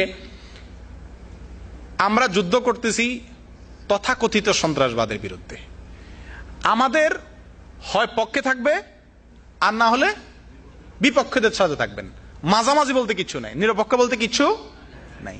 কারণ অনেক দেশ তখন বলছিল আমরা কোনো দলের পক্ষে না, তখন উনি ওই দলগুলারে ফাঁদে ফেলানোর জন্য বলছিলেন যে নিরপেক্ষ বলতে কিচ্ছু না, হয় আমাদের দলে আসেন না বিপক্ষে যান। এই একটা সত্য কথা জীবনে বলছেন। আসলে নিরপেক্ষ বলতে কোনো জিনিস পৃথিবীতে নাই। মুনাফিক, যে মুনাফিক সে কোন দলের পক্ষে? মুনাফিক মুসলমানও না, কাফেরের দলেও না বাহ্যিক ভাবে। এ আসলে এর কি আসলে একটা দল আছে নাকি নাই? আছে, সে কাফের। মুনাফিক আসলে কি শুনতে শোনা যায় মুনাফিক মনে হয় কোনো দলের না, না তারও একটা দল আছে। দল ছাড়া কোনো মানুষ পৃথিবীতে নিরপেক্ষ কোনো মানুষ হয় না, সোজা কথা। তাহলে যারা বলেন ধর্ম নিরপেক্ষ, এটা হলো বর্তমান বাংলাদেশের সবচেয়ে বড় কুফরি, সবচেয়ে বড় আল্লাহকে অস্বীকার করার সবচেয়ে বড় মাধ্যম, যেটাকে আমরা সবাই বিশ্বাস করতে বাধ্য অথবা মানতে বাধ্য। আমাদের সংবিধানে রাষ্ট্র ধর্ম লেখা আছে কি? ধর্ম নিরপেক্ষ। আমার বুঝে আসে না, দেশের রাষ্ট্রীয় আমাদের জাতীয় ফুল আছে না, জাতীয় ফল আছে, জাতীয় মাছ আছে, জাতীয় কচু আছে কিনা কি জানি, হয়তো হবে কদিন পরে। ও ভাই, জাতীয় কচু, জাতীয় ডাইল, জাতীয় খের, জাতীয় কুটা, জাতীয় কাদা মাটি, জাতীয় কত কিছুই আছে, কিন্তু জাতীয় ধর্ম থাকতে পারবে না। জাতীয় কি থাকতে পারবে না? স্পষ্ট ভাবে এদেরকে যারা সমর্থন করে, তারা যদি বুঝে শুনে এদের কুফরিকে বুঝে শুনে সমর্থন করে, তারাও কাফের।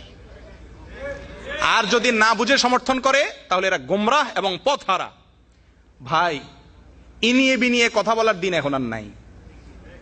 নাস্তিকরা, বামরা এখন স্পষ্ট ইসলামের উপর আক্রমণ করতেছে, সরাসরি বলতেছে। ইমরান চৌধুরী কয়দিন আগে বলল, মুসলমানরা মসজিদ থেকে বাইরে হয়ে নামাজের পরে যা মন্দির পাহারা দেন, আমাদেরকে মন্দির পাহারার ডিউটি দিয়েছেন উনি। লজ্জা কোথায় গেলে মুসলমানদের ইমানে জ্বালা আসবে, মুসলমানরা এসব অন্যায়ের বিরুদ্ধে অন্তত মুখ খুলে প্রতিবাদ করবে। আল্লাহ আমাদের হেফাজত করেন। সম্মানিত ভাইরা, ধর্ম নিরপেক্ষতা এটাকে এমন একটা পর্যায়ে পৌঁছাইছে, এখন নাস্তিকরা আগে ইসলামের বিরুদ্ধে বলতে তাও একটা ভালো ছিল, এখন ওরা নতুন করে একটা শুরু করছে, ওয়াজ নসিহত শুরু করছে। সংসদে আগে মানুষ সংসদের ঝগড়া গালিগালাজ শুনতো, এখন নতুন করে আবার দেখা যাচ্ছে সংসদে কি হয়? ওয়াজ নসিহত হয়। কয়েকদিন আগে এক এমপি বললো, নাস্তিক এমপি, আল্লাহকে স্বীকার করে না, রসুলকে স্বীকার করে না, কমিউনিস্ট, স্বঘোষিত নাস্তিক। সে এমপি বলল কি, মুহাম্মদ সাল্লাল্লাহু আলাইহি সাল্লাম নাকি ধর্ম নিরপেক্ষ ছিল, ওনার নাকি কোনো ধর্ম উনি বিশ্বাস করতেন না, ওনার রাষ্ট্র মদিনার রাষ্ট্রের নাকি কোনো কি ছিল না, ধর্ম ছিল না।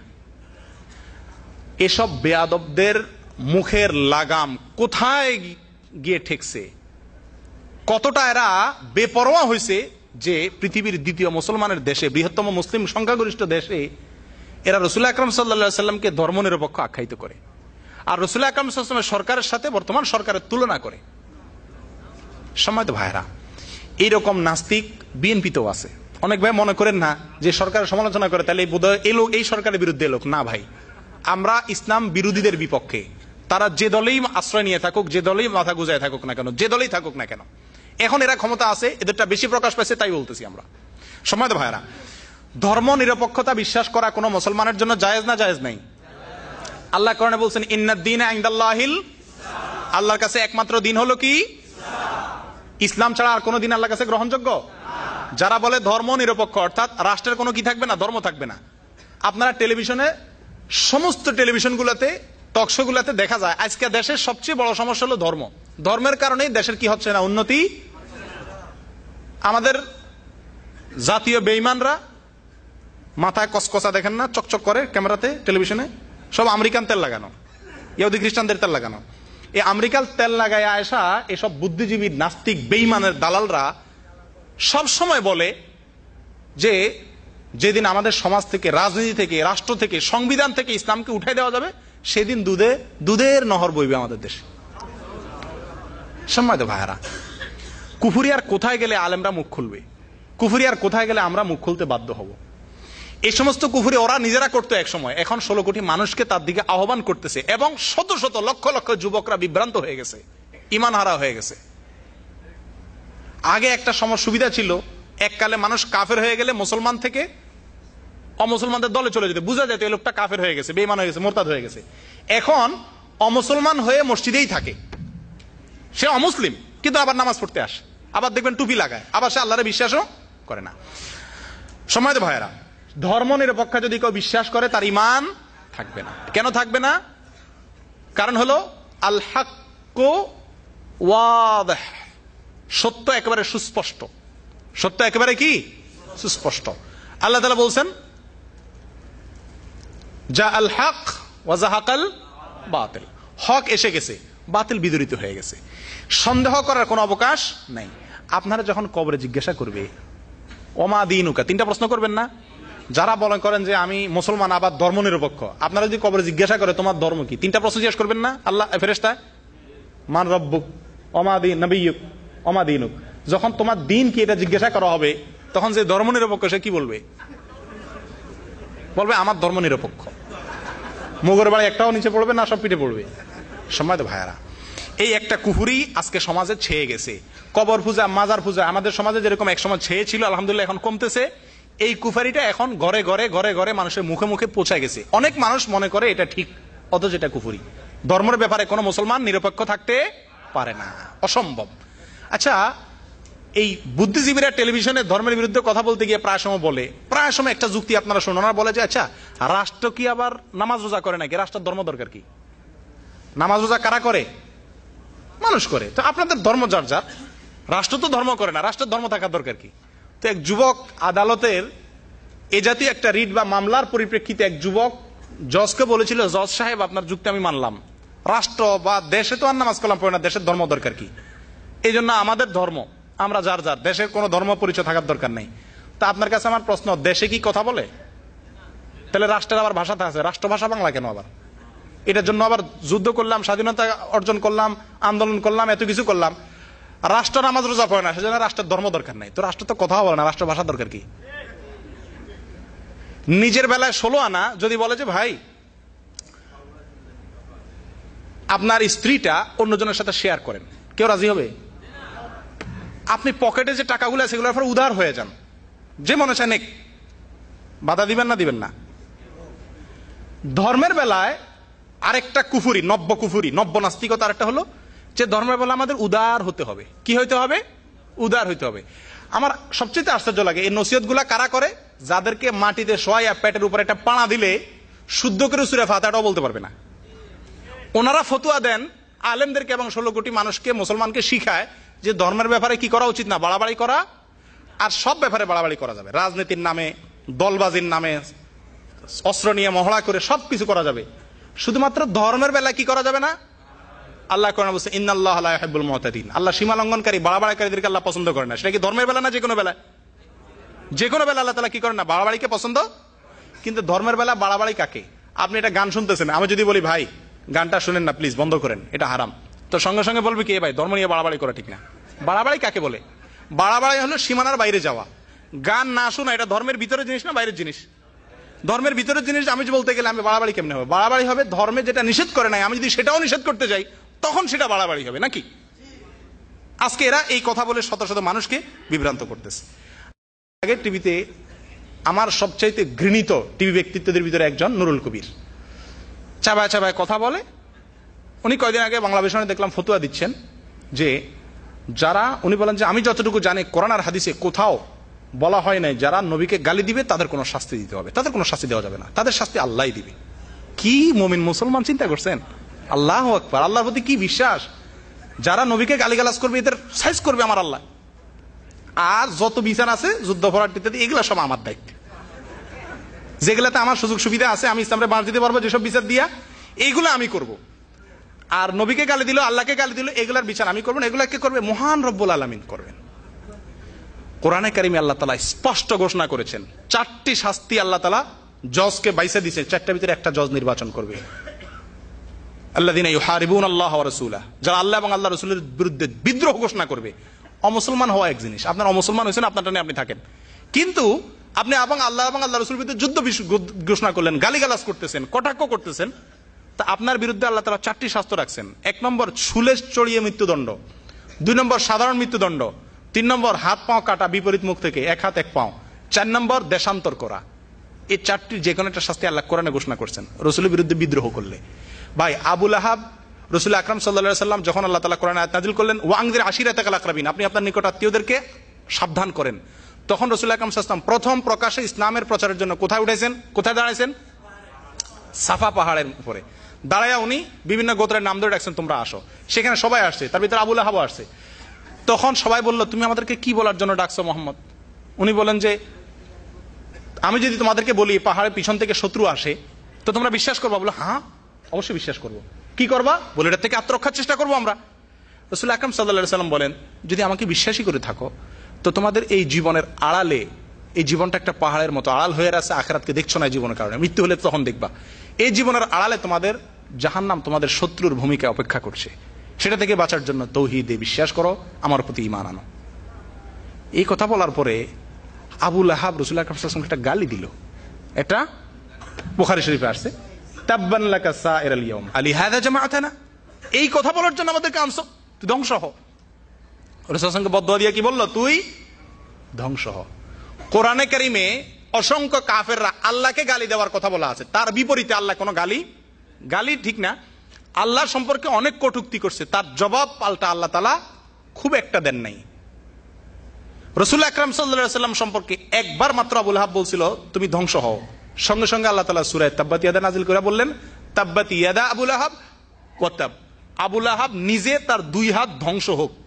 শুধু এই বদদুয়া করেন না, এটাকে কোরআনের অংশ করে দিয়েছেন। 16 কোটি মানুষ কিয়ামত পর্যন্ত এই তাব্বাত ইয়াদা যতবার পড়বে ততবার আবু লাহাবের উপরে কি হবে? সে আমার রাসূল সাল্লাল্লাহু আলাইহি ওয়াসাল্লামকে গালি দিয়েছিল কয়বার? বদদুয়া করছিল, তার জবাবে আল্লাহ তাআলা সূরা তাব্বাত ইয়াদা নাযিল করায়া কোটি কোটি মানুষের মুখ দিয়া কিয়ামত পর্যন্ত তার জবাব দিতে আছেন। আর আমাদের নুরুল কবির সাহেব বলেন কি, রাসূল অমানার কোনো কি নাই, শাস্তি নাই। সম্মানিত ভাইরা, আমি কথা গোছায় আনতেছি। এই ধরনের নাস্তিকতাপূর্ণ কথা, বেঈমানদের কথা সীমার শেষ পর্যায়ে চলে গেছে, সীমা লঙ্ঘন করে গেছে। এদের কুফরিগুলোর ভিতরে একটা তো ধর্মনিরপেক্ষতা, আর হলো ধর্ম নিয়ে বাড়াবাড়ি করা ঠিক না। আপনি যে কোনো হারাম কাজের ব্যাপারে বলতে চান যে এটা হারাম কাজ, সঙ্গে সঙ্গে বলবে ধর্ম নিয়ে বাড়াবাড়ি করিও না। যারা এটাকে বাড়াবাড়ি করার কথা বলছে, করে এটাকে অন্যায় মনে করতেছে, তারা নিঃসন্দেহে কুফরি করতেছে, কারণ হারামকে হালাল মনে করা কি? কুফরি। সম্মানিত ভাইরা, আরেকটা কথা খুব মুখরোচক, শুনতে খুব ভালো শোনা যায়। আমরা অনেকে হয়তো বলি ধর্ম যার যার, ধর্ম দলিল কি? লাকুম দীনুকুম ওয়ালিয়া দিন। ধর্ম যার যার, এটা দলিল কি? লাকুম দীনুকুম। ভাই, আজ পর্যন্ত পৃথিবীতে দাঁতি বেদাতি কোন আলেমের মুখে আপনারা শুনছেন যে ধর্ম যার যার না, যার যার ধর্ম শেষে করবে না, সবাই মিলে সব ধর্ম করতে হবে, এরকম কোন আলেম বলছে আজ পর্যন্ত? তাহলে এটা বলার অর্থটা কি? যার যার ধর্ম শেষে করবে, এটা তো আমরাও বলি, তাহলে এটা ওদের মুখ থেকে বলার দরকার কি? এটা ওরা একসময় এটা বলতো। গত পূজাতে এবং বিভিন্ন অনুষ্ঠানে রাষ্ট্রের সর্বোচ্চ, সরকারের সর্বোচ্চ পর্যায়ে থেকে বলা হয়েছে কি, দুর্গা পূজায় সবাই একাত্ম হয়ে গেলে ধর্মনিরপেক্ষ বাংলাদেশ গড়া যাবে। আবার বলা হচ্ছে উৎসব যার যার, ধর্ম যার যার, উৎসব সবার, অর্থাৎ সবাই উৎসবে যান, দুর্গা পূজায় যান। সম্মানিত ভাইয়েরা, আহ্বান করতেছে কুফরি এবং শিরক করার জন্য সরাসরি, এবং বহু মুসলমান বিভ্রান্ত হচ্ছে। টেলিভিশন আলারা ওই পূজা অনুষ্ঠানে যদি 3টা টুপিওয়ালা মানুষ যায়, তো ওইগুলোর কাছে ক্যামেরাটা নিয়ে বলবে আপনার কাছে কেমন লাগছে, সে বলবে আমার কাছে খুব ভালো লাগছে, সবাই আমি আসার আহ্বান করতেছি।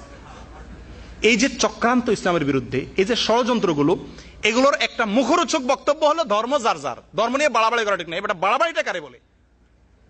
আল্লাহর আইন লঙ্ঘন করবা, আমি সেটার বিরুদ্ধে বলবো, এটার বাড়াবাড়ি বলে? কোনটা বাড়াবাড়ি আর কোনটা সঠিক, এটার ফতোয়া দিবে ওলামা একরাম। কিন্তু আজকে ফতোয়া দিচ্ছে কে? নাস্তিক এমপিরা, নাস্তিক টিভি টক শোরা, হিন্দুরা, তারা ফতোয়া দিচ্ছেন। সম্মানিত ভাইরা, এসব কথা থেকে বিরত থাকবেন। অনেকে মনে করেন ধর্ম যার যার, ধর্ম নিয়ে বাড়াবাড়ি করা ঠিক না। এই কথাগুলো কালিমাতুল হক উরিদা বিহাল বাতিল, কথাগুলো সত্য কিন্তু মতলব খারাপ। 3 নম্বর আরেকটা কথা আমরা বলি, সেটা হলো এটা, নারীদেরকে আজকে নারী দিবস, আজকে বিশ্ব নারী দিবস। যেহেতু এখানে অনেক মা বোন আলোচনা শুনতেছেন, আমরা সবাই কোনো না কোনো ভাবে নারীদের সাথে অবশ্যই সংশ্লিষ্ট। নারীরা আমাদের জীবনে কেউ মা, কেউ বোন, কেউ স্ত্রী, কেউ কোনো না কোনো ভাবে জড়িত। নারীদেরকে ইসলামের বিরুদ্ধে অবস্থা, যুবকদেরকে এসব মুখরোচক কথা বলে ইসলামের বিরুদ্ধে দাঁড় করেছে নাস্তিকরা। নারীদেরকেও ইসলামের বিরুদ্ধে কথা বলে দাঁড় করেছে। নারীদেরকে কি বলে? তোমাদেরকে সমান অধিকার দেওয়া হবে। কি দেওয়া হবে? তো সমান অধিকার পাইতে হলে কি করতে হবে? তোমাকে ঘরের বাইরে হইতে হবে, তোমাকে ইনকাম করতে হবে। কারণ তুমি যদি স্বামীর উপরে ডিপেন্ড থাকো, তার উপরে নির্ভর করো, তার ইনকামে চলো, তাহলে তোমার বড় গলায় কিছু বলার থাকবে না। সেই ইচ্ছা করলে তোমাকে বাইর করে দিতে পারে। তুমিও ইনকাম সোর্স বাইর করো, যাতে করে তুমিও তারা কি দিতে পারো, লাল কার্ড দেখাইতে পারো। এই একটা মুখরোচক কথা শুনতে কত সুন্দর শোনা যায়। সময় ভাইরা, নারীকে আল্লাহ তাআলা সৃষ্টিগতভাবে কিছু দায়িত্ব দিয়েছেন, সৃষ্টিগতভাবে। যেমন সন্তান লালন পালন, সন্তান লালন পালন না, সন্তান গর্ভধারণ, এটা কার কাজ? সন্তান গর্ভে ধারণ নারীর কাজ না পুরুষের কাজ? পৃথিবীতে কোন পুরুষ চাইলে সন্তান গর্ভধারণ করতে পারবে? নারী যদি বলে যে আমি তো 4টা সন্তান নিলাম, এবার তুমি একটা নাও, সম্ভব কারোর জন্য নেওয়া? সৃষ্টি আল্লাহ তাআলা এভাবে করছেন, জীবনের মূল্যবান একটা সময়, গর্ভধারণের 10টি মাস, তার আগের পরের এই দীর্ঘ একটা সময় নারীর দেহের ভিতরে আল্লাহ তাআলা সন্তান জন্মদানের সিস্টেম রেখে দিয়েছেন। এই ডিউটিটা নারীর না পুরুষের? নারীর। 2 নম্বরে আসেন, সন্তান জন্মগ্রহণের পরে তার যে খাদ্য, খাবার, দুধ, এটা আল্লাহ তাআলা পুরুষের বুকে রাখছেন না নারীর বুকে? পুরুষ চাইলেও কি এই দায়িত্বটা পালন করা সম্ভব? কিয়ামত পর্যন্ত নারী তার এই দায়িত্ব পালন করতে বাধ্য কি বাধ্য না? এরপরে আসেন সন্তান লালন পালন। এটাও আল্লাহ তাআলা মায়ের সঙ্গে সন্তানের লালন পালনের একটা ন্যাচারাল সিস্টেম আল্লাহ তাআলা করে রাখছেন। এটা বাপে চাইলেও কি হয় না, সম্ভবপর হয় না। সম্মানিত ভাইয়েরা, নারীর গর্ভে যখন সন্তান থাকবে তখন তার জন্য বাহিরে মাটি কাটাটা অথবা গাড়ির ড্রাইভিং সিটে বসা অথবা অফিস করা উপযোগী না বাসায় থাকা উপযোগী? সন্তানকে দুধদানের সময়, মাসিকের সময়, সন্তান প্রসব পরবর্তী রক্তস্রাবের সময় বাসাটা তার জন্য উপযোগী না? আল্লাহর সৃষ্টির সিস্টেমের দিকে তাকাইলে যার মাথায় ঘৃণা আছে সে চিন্তা করবে নারীর দায়িত্ব ভিতরে বাহিরে না। আজকে কি করা হয়েছে? নারীকে বলা হয়েছে তোমাকে স্বাধীন করা হবে, তোমাকে তোমার অধিকার দেওয়া হবে। অধিকারের নাম দিয়া নারীকে ডিউটি করাচ্ছে না? আপনিও চাকরি করেন, ম্যাডামও চাকরি করে। আচ্ছা, ফলাফল কি দাঁড়ালো? ফলাফল দাঁড়ালো এই ম্যাডামের যে দায়িত্বগুলো আল্লাহ তাআলা দিয়ে রাখছেন, সন্তান প্রসব করা, মাসিক হওয়া, অন্যান্য যে দায়িত্বগুলো আল্লাহ দিয়ে রাখছেন, এগুলোর ম্যাডাম তো ঠিকই পালন করতে হচ্ছে নাকি? না সেগুলো আপনি নিতে পারছেন অর্ধেক? ম্যাডামকে আল্লাহ তাআলা যে ন্যাচারাল দায়িত্বগুলো দিয়েছেন, সন্তান গর্ভধারণ করা, দুগ্ধদান করা, লালন পালন করা, আরো অন্য যেসব দায়িত্ব আছে, মাসিকের যে সমস্ত গ্লানি আছে, এগুলো সব নারী নিজে বহন করতেছে কি করতেছে না? এগুলোর পাশাপাশি অতিরিক্ত আপনি যে ইনকাম করতেছেন তার থেকে একটা দায়িত্ব উনিও নিলেন। এখন আপনি 10,000 টাকা বেতনে চাকরি করেন, উনি 5,000 টাকা বেতনে চাকরি করে, উনিও আপনার দায়িত্ব ছিল ইনকাম করা, সেখানকার অর্ধেক ওনার ঘাড়ে দিলেন। নারীরে অধিকার দেওয়ার নাম করে তার যে ডিউটি আছে সেটা তো করাচ্ছেনই, আপনার ডিউটির অর্ধেক তার দিয়ে করে নিচ্ছেন। ইসলামের ভিতরে মুক্তি আজকে আমাদের মা বোনদেরকে বিভ্রান্ত করে রাস্তা বের করছে, আজকে আমাদের মা বোনদেরকে বিভ্রান্ত করে ইসলাম সম্পর্কে ভুল বুঝাচ্ছে। আমরা যারা যুবক আছি আমাদের করণীয় আছে, আমাদের দায়িত্ব আছে। আল্লাহ তাআলা আমাদের উপরে যে দায়িত্ব দিয়ে রাখছেন এই সমাজকে পরিবর্তনের জন্য সবচেয়ে বড় দায়িত্ব যুবকদের। আমরা কি করব একজন যুবক হিসাবে? 1 নম্বর, এই সমস্ত পরিস্থিতি দেখে একজন মুসলিম হিসেবে তওবা করা দরকার। আমাদের কি করা দরকার ভাই? সচেতন, শক্তিশালী, সামর্থ্যবান পুরুষ হিসাবে আমরা তওবা করব, আল্লাহর কাছে ইস্তেগফার করব, পিছনের যে জীবন গেছে নতুন জীবন গড়ব। আমি ইসলামের ধারক হব, আমি খাব্বাব রাদিয়াল্লাহু তাআলার মতো ইসলামের ঝান্ডাবাহী হব। ইসলামের ধারণ করার দায়িত্ব একজন মুসলিম হিসাবে আপনারও, শুধুমাত্র আলেমদের দায়িত্ব না। আমাদের দেশে যে কোনো আন্দোলনে ইসলামের বিরুদ্ধে কিছু হলে দেখা যায় ওই টুপিওয়ালা কিছু মানুষ বাইরে হয়েছে। কেন? বাকিদের রসুল নাই, বাকিদের আল্লাহ নাই, বাকিদের জান্নাত জাহান্নাম নাই, তাদের দায়িত্ব নাই? আমাদের সবার দায়িত্ব আছে। অতএব 1 নম্বর কাজ হলো তওবা করা। কি করা দরকার ভাই? তওবা হলো কি? দল পরিবর্তন করা। রাজনৈতিক দল পরিবর্তন করে দেখেন না, সেম এরকম তওবা হলো জীবনকে পরিবর্তন করা। সম্পূর্ণ নিজের জীবনের টার্গেট বানান আল্লাহ এবং আল্লাহ রাসূল সাল্লাল্লাহু আলাইহি ওয়াসাল্লামকে। জীবনে যা করেছেন এর জন্য আল্লাহর কাছে ক্ষমা চেয়ে ইসলামকে আমার জীবনের সবচেয়ে বড় টার্গেট হিসাবে স্থির করে ইসলামের ঝান্ডাকে সমাজে প্রতিষ্ঠিত এবং উঁচু করার জন্য জীবনে সংকল্প করেন। এটা হলো তওবা। 2 নম্বর, এই তওবা করে আপনি ইসলামের খেদমত করতে হলে আপনাকে ইলম অর্জন করতে হবে। কি করতে হবে? ইলম অর্জন না করার ফলে একটা সমস্যা দেখা দেয়। কি সমস্যা দেখা দেয়? ইলম অর্জন না করার ফলে আপনি ভালো করতে গিয়ে কি করবেন? খারাপ করবেন। আমাদের দেশে কিছু ভাই আছেন ইসলামের পক্ষে কাজ করতে গিয়ে ইসলাম বিরোধীদেরকে মোকাবেলা করতে গিয়ে এমন কিছু পথ অবলম্বন করেন যেগুলোকে ইসলাম সাপোর্ট করে না। যেমন আমাদের শেখ আব্দুল্লাহ হাদি ইঙ্গিত করেছেন, অনেকে জিহাদের ডাক দিয়েছেন। অনেক তথাকথিত মুফতিরা স্পষ্টভাবে বলছেন বাংলাদেশে এখন কি করা ফরজ? জিহাদ করা ফরজ। মনে রাখবেন জিহাদ একমাত্র অস্ত্রের জিহাদ যেটা, এটা একমাত্র কার বিরুদ্ধে হতে পারে? কাফেরের বিরুদ্ধে হতে পারে। এমনকি মুনাফিকের বিরুদ্ধে জিহাদের কোনো অনুমতি ইসলাম দেয় নাই। রাসূল আকরাম সাল্লাল্লাহু আলাইহি ওয়াসাল্লাম কোনো মুনাফিককে হত্যা করছেন? করেন নাই। তাহলে মুনাফিকের বিরুদ্ধে কোনো যুদ্ধ কি চলবে? চলবে না। একটা উপমা অনেকে হয়তো শুনছেন বা বোঝার জন্য, একটা সাপ আপনার সামনে পড়ে আছে, সামনে দিয়ে যাচ্ছে, বিষাক্ত সাপ, এটাকে মারা সহজ না কঠিন? তুলনামূলক সহজ। আরেকটা সাপ আপনার হাতার ভিতরে ঢুকে বসে আছে, এরে মারা সহজ না কঠিন? একে মারতে গেলে কামড় দিতে পারে। একে মারতে হলে অত্যন্ত টেকফুলি মারতে হবে, কৌশলে মারতে হবে। যেই সমাজে মুসলমানদের লেবাস ধারণ করে, মুসলমানদের নাম ধারণ করে, মুসলমানদের ভিতরে ঢুকে ইসলামের বিরুদ্ধে ষড়যন্ত্র করতেছে, সেই ষড়যন্ত্রে এদেরকে মোকাবেলা করা সহজ না, কঠিন। এদেরকে লাঠি মারলেই হবে না, কারণ তারা তো নামে মুসলমান, মুখে মুসলমান দাবি করতেছে। আপনি তাদেরকে হত্যা করার অনুমতি নাই যেমনি সেমনি। অতএব ইলম অর্জন করতে হবে। আপনি যদি এগুলো মোকাবেলা করতে চান তাহলে কোরআন এবং হাদিসের সহি ইলম অর্জন করতে হবে। আজকে যুবকরা কোরআন হাদিসের সহি ইলম নাই। যারা রাসূল সাল্লাল্লাহু আলাইহি ওয়াসাল্লামকে গালি দিছে বা রাসূল সাল্লাল্লাহু আলাইহি ওয়াসাল্লামের গালি সমর্থন করতেছে, এরা রাসূল সাল্লাল্লাহু আলাইহি ওয়াসাল্লামের জীবন ইতিহাস জানে না। আজকে আমাদের উচিত ছিল আমাদের উদ্যোগে লক্ষ লক্ষ রাহিকুল মাকতুমের কপি, সিরাতের কপি বিশ্ববিদ্যালয় এবং কলেজগুলোতে পৌঁছে দেওয়া। আমাদের শিক্ষা ব্যবস্থাতে ইসলামের কোনো নামগন্ধ নাই, সেজন্য সেখান থেকে তৈরি হচ্ছে সব নাস্তিক, আধা নাস্তিক, শিকি নাস্তিক, সেমি নাস্তিক।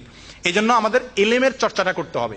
সৌদি আরবে কোরআন এবং হাদিস সহিভাবে শেখার জন্য এদেশের সরকার যে ব্যবস্থাপনা রেখেছেন, আমরা কেউ যদি ইচ্ছা করি শুধু যে আমি কোরআন হাদিস সম্পর্কে সহি ইলম অর্জন করে যাব, তো এর চাইতে ভালো কোনো সুযোগ আর জীবনে কোনো দেশে কোনো অবস্থাতে আমাদের জীবনে আসার কথা না।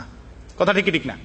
এই জন্য আমাদেরকে ইলম অর্জন করতে হবে। আমি অনুরোধ করব, কোরআনে কারীমের বাংলা এখানে পাওয়া যায়, হাদিসের বাংলা এখানে পাওয়া যায়, সহি কোরআন সুন্নাহ ভিত্তিক মাসাইলের বই এখানে পাওয়া যায় এবং এখানে আলোচনা হয়। যে যেখানে আছেন ইসলামিক সেন্টারগুলোর সাথে যুক্ত হন। নতুন ভাইদেরকে, যাদের ভিতরে বিভ্রান্তি আছে, ভুল ধারণা আছে, এদেরকে সেখানে যুক্ত করেন। বহু মানুষ আমাদের দর্শে আসছে, একসময় আলেমদেরকে গালিগালাজ করতো, এখন ভুল ভাঙছে, এরকম বহু লোক আছে। এই মজলিসে অসংখ্য লোক এরকম আছে। অতএব আমরা ইলম শিক্ষা করব। 3 নম্বর যে কাজটা করা দরকার, যৌবন বয়সে ইবাদত করা একটু কঠিন, মনে চায় না, মনে কুকর্মের দিকে টানে, তাই না? কারণ আমরা মনে করি যে যৌবনকালে কুকর্ম করে পরে ভালো হয়ে যাবো, এটা টার্গেট আছে না? কুকর্ম করা সহজ হয় এই বয়সে। ভালো কাজ করার জন্য সবর করতে হবে, আর সবর আলা তাআ। ভালো কাজের জন্য নিজেকে একটু কন্ট্রোল করতে হবে, একটু কষ্ট করতে হবে, নিজের সঙ্গে মুজাহাদা করতে হবে। 4 নম্বর যেটা, সেটা হলো যে একনিষ্ঠ হতে হবে, মুখলেস হতে হবে, ধান্দাবাজি করা যাবে না, কোনো স্বার্থের জন্য না, শুধুমাত্র আল্লাহ এবং আল্লাহ রসুলের দেওয়া দায়িত্ব, অর্পিত দায়িত্ব পালনের জন্য আমাকে কোরআন হাদিস শিখতে হবে এবং কোরআন হাদিস সমাজে প্রচার করতে হবে। রাসূল আকরাম সাল্লাল্লাহু আলাইহি ওয়াসাল্লাম বলছেন, বাদাল ইসলাম গরীবান ওয়া সায়াউদু কামা বাদা। ইসলাম যখন শুরুতে ছিল তখন গরিব ছিল, আবার এককালে আসবে তখন কি হয়ে যাবে? গরিব হয়ে যাবে। গরিব মানে কি? গরিব শব্দের অর্থ হলো মুসাফির, পথিক, যারা কেউ চিনে না, জানে না, অসহায় এক কথায়। রাসূল আকরাম সাল্লাল্লাহু আলাইহি ওয়াসাল্লাম বলেন, ইসলাম যখন শুরু হয়েছিল তখন অসহায়ের মতো ছিল, কেউ ইসলামকে জায়গা দিত না। এমন এক সময় আসবে যখন ইসলাম আবার গরিব হয়ে যাবে, কেউ ইসলামকে আশ্রয় দিবে না। আজকে সারা দুনিয়াতে ইসলামের পরিচয় দেওয়াটাই কি হয়ে গেছে? দোষর হয়ে গেছে। সম্মানিত ভাইরা, রাসূল আকরাম সাল্লাল্লাহু আলাইহি ওয়াসাল্লাম বলছেন, ফাতুবা লিল গুরাবা। যারা এই গরিব অবস্থাতে ইসলামকে, গুরাবার ব্যাখ্যা অন্য হাদিসে আসছে, যারা মানুষকে সংশোধন করবে, সমাজকে ঠিক করবে, তারাই হলো এই গুরাবার অন্তর্ভুক্ত। যারা এই গরিব অবস্থায় ইসলামকে সহায়তা দিবে, ইসলামের জন্য কাজ করবে, তাদের জন্য শুভ সংবাদ। আল্লাহ তাআলা আমাদেরকে তাদের অন্তর্ভুক্ত হওয়ার তৌফিক দান করেন। সম্মানিত ভাইরা, কথা লম্বা করবো না। বেদাত থেকে বাঁচা দরকার, যুবকদেরকে ইলম শিক্ষা দরকার, শিরক মুক্ত ইলম শিক্ষা দরকার। তৌহিদের উপরে আসহাবে কাহফ যেরকম তৌহিদের জন্য দেশ ত্যাগ পর্যন্ত রাজি হয়েছেন, এরকম তৌহিদের শিক্ষা, তৌহিদি প্রেরণা অর্জন করা, আর এগুলো এদেশে একমাত্র ইসলামিক সেন্টারগুলো দ্বারা সম্ভব। অনুরূপভাবে যুবকদের নষ্ট হওয়ার সবচেয়ে বড় কারণ হলো অসৎ সঙ্গ, খারাপ সঙ্গের কারণে যুবকরা নষ্ট হয়। ভালো সঙ্গ অবলম্বন করা, একটু দিনদার, একটু আল্লাহর ভয় আছে, এরকম মানুষের সাথে চলাফেরা করবেন, তাহলে দেখবেন নিজের ভিতরে ইনশাআল্লাহ আস্তে আস্তে কি আসছে? পরিবর্তন আসছে। আমরা সবাই দোয়া করি আল্লাহ তাআলা আমাদের দেশের যুবক সহ সারা দুনিয়ার যুবকদেরকে আল্লাহ তাআলা সংশোধন করে দেন। আল্লাহ তাআলা আমাদের দেশে যারা ইসলামের বিরুদ্ধে অবস্থান নিয়েছে, সারা বিশ্বে যারা ইসলামের বিরুদ্ধে ষড়যন্ত্র করতেছে, আল্লাহ তাআলা তাদের সকলকে হেদায়েত নসিব করেন। আর হেদায়েত নসিব না থাকলে আল্লাহ তাআলা তাদের 20 দাঁতগুলো ভেঙে দেন। আমরা দুর্বল, আমরা অপরাধী। আমাদের দুর্বলতার কারণে আজকে বাতিল মাথা ছাড়া দিয়ে উঠছে সারা দুনিয়াতে, সারা দেশে, দেশের প্রতিটা জায়গাতে। আল্লাহ তাআলার কাছে দোয়া করি আল্লাহ তাআলা আমাদেরকে সেগুলো মোকাবেলার শক্তি দিয়ে দেন। সবচেয়ে বড় জিনিস হলো আমাকে নিজেকে আগে গড়ে তুলতে হবে। সবার আগে নিজেকে গড়ো। আমি নিজে আগে খাঁটি মুসলিম হতে হবে, খাঁটি ইসলাম শিখতে হবে, এরপরে সমাজে এই অন্ধকারের বিরুদ্ধে আমাকে যুদ্ধে ঝাঁপিয়ে পড়তে হবে। আর এই যুদ্ধ বলতে অস্ত্র আর তরবারির যুদ্ধ নয়। মুসলমানদের সমাজে সবচেয়ে বড় যুদ্ধ হলো কি?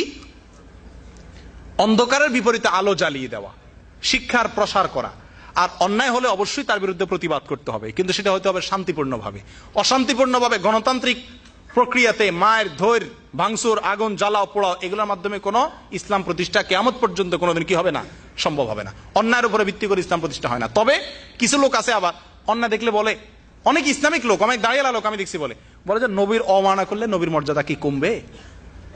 তার মানে উনি বলতে চাচ্ছেন যে আমাদের এটা নিয়ে মাথা ঘামানোর দরকার নাই, যে মনে চায় নবীর গালি দেখ, তাতে কি নবীর মর্যাদা কমবে? তাই বলে আপনার বাপের 10টা গালি দেই, তাতে আপনার বাপের মর্যাদা কমবে না, কিন্তু আপনার তো ঠিক রক্ত গরম হয়ে যাবে। এগুলো হলে ইমানি জজবা না থাকার কারণে অবস্থা হয়েছে। আল্লাহ তাআলা আমাদেরকে হেফাজত করেন। এই টুটাফাটা কিছু ভাঙাচোরা কথা যেগুলো হয়েছে, এর ভিতরে যেগুলো উপকারী কথা, এগুলোর উপর আল্লাহ তাআলা আমাদের আমলের তৌফিক দান করেন। ভুল কোনো কথা হয়ে থাকলে আল্লাহ তাআলা সেটা মুছাই দেন আমাদের অন্তর থেকে। জাযাকুমুল্লাহ ওয়া সাল্লাল্লাহু আলা নবিয়িনা মুহাম্মদ।